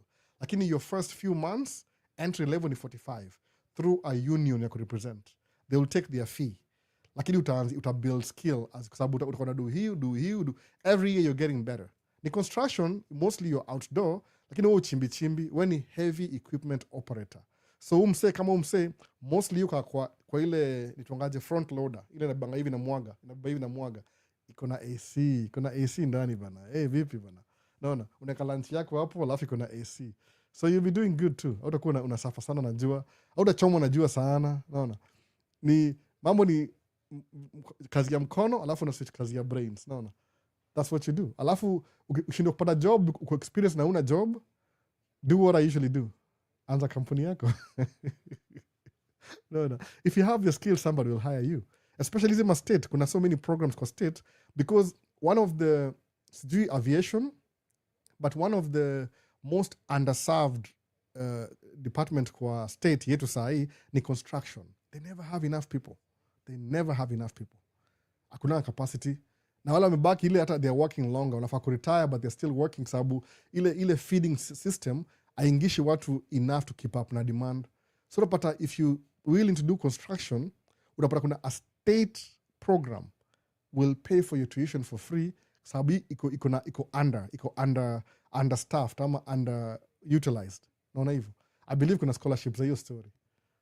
So me ndio nishaanza tracking niko so digda. Yani nianza the reason why I keep tracking for a long time ni ile inanipatia ile space ya to be around my kids. And by the time I get older and they moved out, sitakuwa na nguvu ya kufanya vitu mingi sana. So nafikiria raise my kids, niko retirement. So mimi niko kwa barabara already. Hakuna mahali naenda. Niko tu ile on a straight path. So unaangalia what things can you do if you're younger, ndio by the time uko old. Everybody gets old, this is how evil. You won't be young forever. Niambia nisi wangu jana hivyo. Niambia, so where do you take pictures everywhere and anywhere and anything you want to do? Sababu today is the only day you'll graduate. Utairudi high school tena. This is it. No. So tunapiga picha ngapi? 600 I think. 600 altogether jana. Nika 600 hivi. The last time I checked, maybe 600. Nimemtumia 250. Niko na 550 to go. But aliambia take your time. Nitumie tu as you nazi edit na make sure ziko poa. Kuna vitu mob kama muzi edit kidogo, slight edit tu ile. Niko na presets zangu za na mimi ukitaka kupigia picha si free. I'll charge you for my time. No. Si free. Kani family, some family members all close ni free. Lakini everybody else na charge for time. No. Kama ni picha. How much is your camera, Albert? Uncle, how much is your camera? Can be you don't want to know. And the camera ni 4,000, e-lens ni 2,000. What? Na hiyo ni vitu mbili niko nazo tu. No. So, but ni back tambo, who cares? You can buy those and make money and pay them off. So anything else, tumekuwa hapa 2 hours, 18 minutes. Muta ku-end ndio sikuwe story mob sana because sometimes hizi videos are 3 hours. Kompyuta yangu imeenda kuzeeka, naona? Imeenda kuzeeka sana. So inakataa ku load hizi video, naona? So that's what I would say. Kama kuna anything else, tumalize hapa, naona? Kama kuna any swali TikTok, nisahau switch camera, everything like opposite. Twins. Oh my goodness. Hii microphone inafaa kuwa east side, but I don't know. Nisahau ku switch nini video, naona? So Auga Dennis, get in touch bana. Contact information yangu yoga unaenda kwa YouTube. You found any video over there. Alafu unaangalia contact info. Pana namba yangu ya simu ndio hii hapa hivi. utapiga hii simu itaingia, unaona. Ukituma text sahi nasoma hiyo text yako sahi. But mostly sitembeange na hii simu, sitembeange naye by the way. Sometimes mimi wacha home because I mean what's tembea na simu 3 bana. Ni mob sana. Mwaga na business personal, even business personal, just to separate ile ilikuwa advisable hivyo, alafu hii tu ni Maisha states. This was supposed to be my daughter's phone. Mama yake akakataa nimpatie ati she's too young to have a phone. So nikabaki na ile extra line, extra number, akasema nishainunua already, so what do I do? So nikaitumia kwa Maisha states. So naikipinge tu for that because nilikuwa nishainunua already. Umeona? Ni evidence, nilimbayia simu akakataa. So ndio sababu ni small kidogo, ilikuwa tu ile singembayia kitu very expensive because ni mtoi. Unataka nini umbayie simu ile itablend na watu age mate wake? Asikuwe na simu moja too expensive na no. They'll think she's too rich. Anyway, ni simu tu anyway, si big deal. Ni deni. Hizi masimu ni madeni by the way. Unalipa every month as you pay your bills paka unamaliza. iPhone, hiyo ndio uzuri ya states. If you want an iPhone 17, utanunua tu na utalipa maybe $20, $45 every month paka uimalize 2 years. Down pay, whatever. Si simu, mtu asikuringie na simu. Ni simu anyway, to your utility tu. Si mtu asikuringie. Sasa, tumaliza. Sasa kuna, ukienda kwa YouTube, any video kwa YouTube, same thing, Maisha states, same profile pictures jai change, nimevaa kitenge ya purple, I think. Purple kitenge, Maisha states, angalia nini, unaangalia kama any video, I think any video. Kuna hizo playlist kadhaa, kuna Man Cave Talk Live, kuna Dump Truck, Side Dump, Maisha ni ile tu vitu general, zile tu general everything. Maisha, a day in life, kama video a day in life. Ukiangalia hiyo video hivi, uende kwa ile description ya video pale chini description, uscroll, kuna tu contact information. Kuna email, kuna DM, na kuna namba ya simu. Kwa namba ya simu kama uko outside US, kama wewe unanipigia tu directly kwa simu, ama text directly utaipata. Kama uko outside US, tumia WhatsApp utatumia message niambie, hey, jina langu ni Auga Dennis, tuliongea kwa live, ilikuwa May the 4th be with you. Leo si 4th, leo ni 3rd. May 3rd. May the 3rd be with you. May the 1st be with you. May the 2nd be with you. May the 3rd be with you. Tuko live ya May the 3rd be with you. Tukaongea ndio namba yangu ya simu. Niget CDL, alafu tutaongea, alafu sema ni aje. Pemi the Friday nimemake a new friend. Alafu tutaongea kidogo to keep in touch. I don't mind ukipotea as long as umebaki kwa goals zako. Juu sasa kwa famous sema nishamjua huyu, tulijuana kitambo akianza hii story. No. It's a good example by the way. Alafu ta check in. Kuna wase tuliongea 2 years ago, alafu wamekuwa na advance. Wamekuwa yani they got better from 2 years ago, but ni ile they're still working on their progress. So they're not comfortable to share because they're still in the process. Msema, okay, I'm not going to mention you. Na ni wengi by the way, utashangaa. Msaka ni watch kama kwa Kenya, so yuko States, and he's doing their thing for 2 years. Do you know how beautiful that is? Ni weirdly strange. That hii kitu tufanya hapa hivi tunaongea ili influence mtu kukuja hapa na kufanya vitu zake na they're doing so well. Unaona? Mcha anasema boss sasa anaelewa. Hata mimi nilidea kuja hapa hivi kufanya vitu live. So naona. So unaona atamaje? Auga Finance. Angalia, subscribe successfully. Karibu sana. Angalia contact information yangu, tuongee. Though si sahi immediately send ni text alafu unaenda kuangalia familia. Unajua wamenipatia tu time kidogo, nimefunga mlango, nimejifungia hapa chini, lock kabisa. Usinisumbue, do not disturb. Lakini ni hivyo, tutaongea tu Monday through Friday, maybe kuanzia Central Time, same kama yako 9 to 4 utanipata. 8 niko very chaotic, niko job, sija figure out what we are doing. So on a different jobs every day. So kama last week siku record anything, ilikuwa too stressful. Ndio hivyo, tutaongea baadaye. Thanks a lot by the way ku hang out. Tumeongea juu ya hiyo story ya marriage. Ukimari Ngoso kuwa very careful. Awaga they address more. Yani Ngoso ni to be honest, madam they can get you in trouble for very stupid things. Ni culture yao by the way, culture yao. Alafu Ngoso waga na mdomo mingi. So yani usiassume the way una interaction na dem wa Afrika wale mmezoea ni moja, don't do the same thing na Ngoso. Ita kitu stupid alafu akuingisha in trouble for nothing. No, kuwa very careful. Usisheshike mademu ovyo. Hata usiongee kitu fulani kama, yani unasema aje? Kitu yani ina sound jokingly kisheng, au take very seriously. Alafu waambie authorities, alafu kama ubambwe, iko ni kama ulipata threat ama kitu kama hiyo. Shindwa I was just kidding, but karao akikuja wajonge mambo ya kidding. Unaona, awaga very fragile mademu ongoso kitu kama hiyo. Ukideal nao that is directly wote.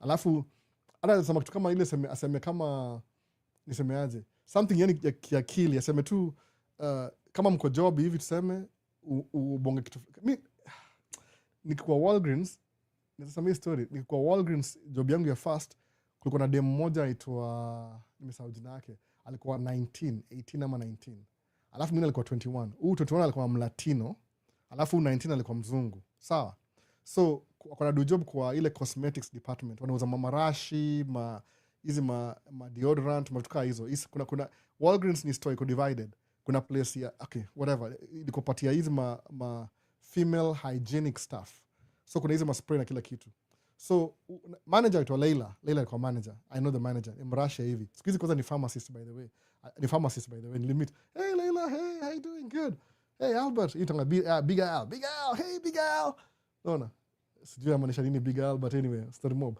akaniambia hivi so kwa nini kwa hiyo cosmetics department au pewa zile masample kama tuseme ni Chanel ni sample sawa nasema story ni what I'm saying Chanel ni sample so unapata kwa Walgreens every spray wanauza kuna sample sawa so ilikuwa between kama tuna cross a new year so watu wa Chanel wale aitwaje au salesman wanakujanga kwa store walza who's the cosmetics manager Leila so Leila kaniambia hey Albert you know I just got a new inventory ya sample colognes so if you want niko na man cologne line ndio hizi hapa hivi if you want any of those chukua tu enda naye home kama inanuka vibaya nikachukua ile nikabeba nikaenda naye home so huyu dem Latino nimesahau jina yake pia Latino alikuwa kutoka from Honduras pale Central America akaambia hey if you want some whatever hizi cologne chukua waambie dem cologne na ni free alichukua zote akaenda nazo zile ziko decommission hizi zile za last year ni kama una assume zime expire or something zije expire ni spray tu akazichukua zote sasa huyu 19 year old ni mzungu ako high school ako sijui 18 year old 19 year old ako high school akaambia manager you know nimesahau jina huyu dem ni mwana kichukua cologne hizi colognes za cosmetics kama 15 then he shoved them in his bag and he took them home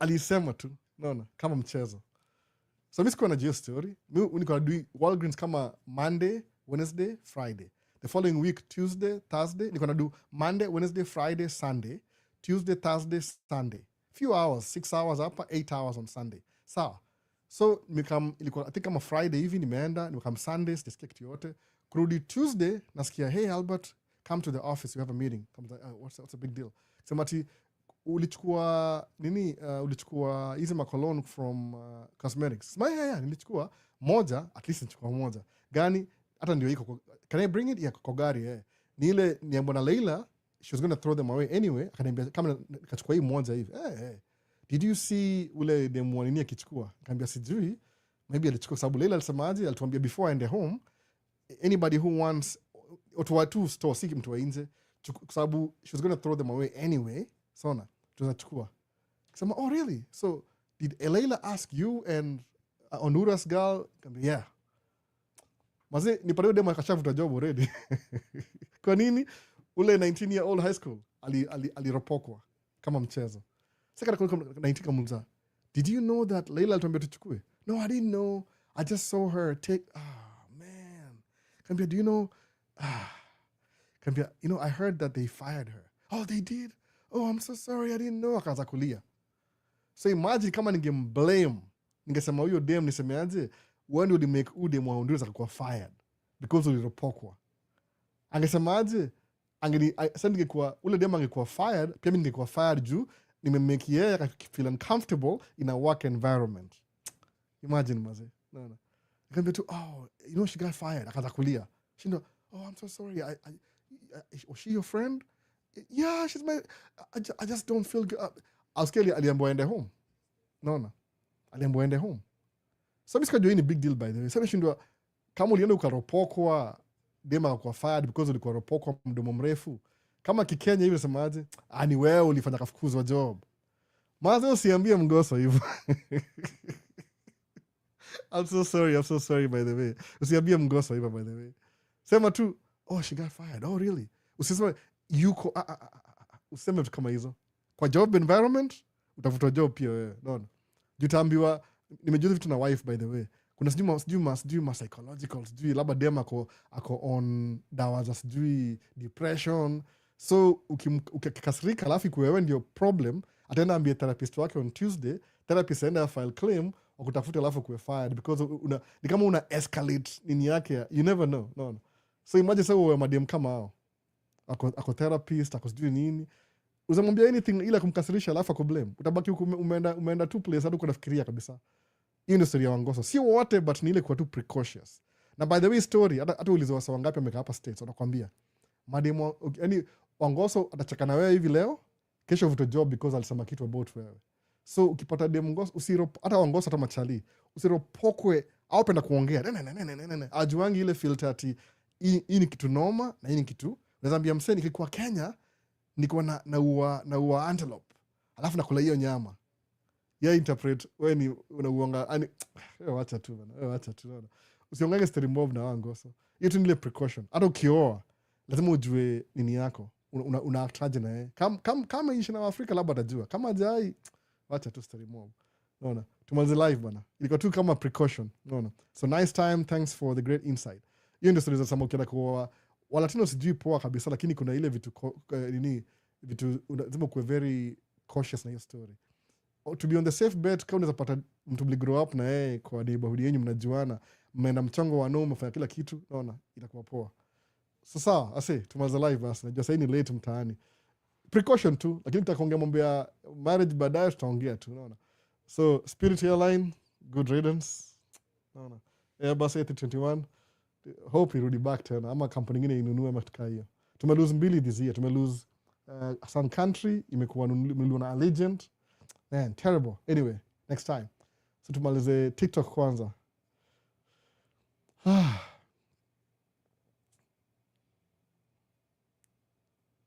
Be a long one. Alafu YouTube wase. See you in the next one. Peace. I'm out. Kama una swali, comment down below kama kawaida. You know what to do. See you in the next one. Recording itakuwa na upload Thursday ama Friday next week. So end live.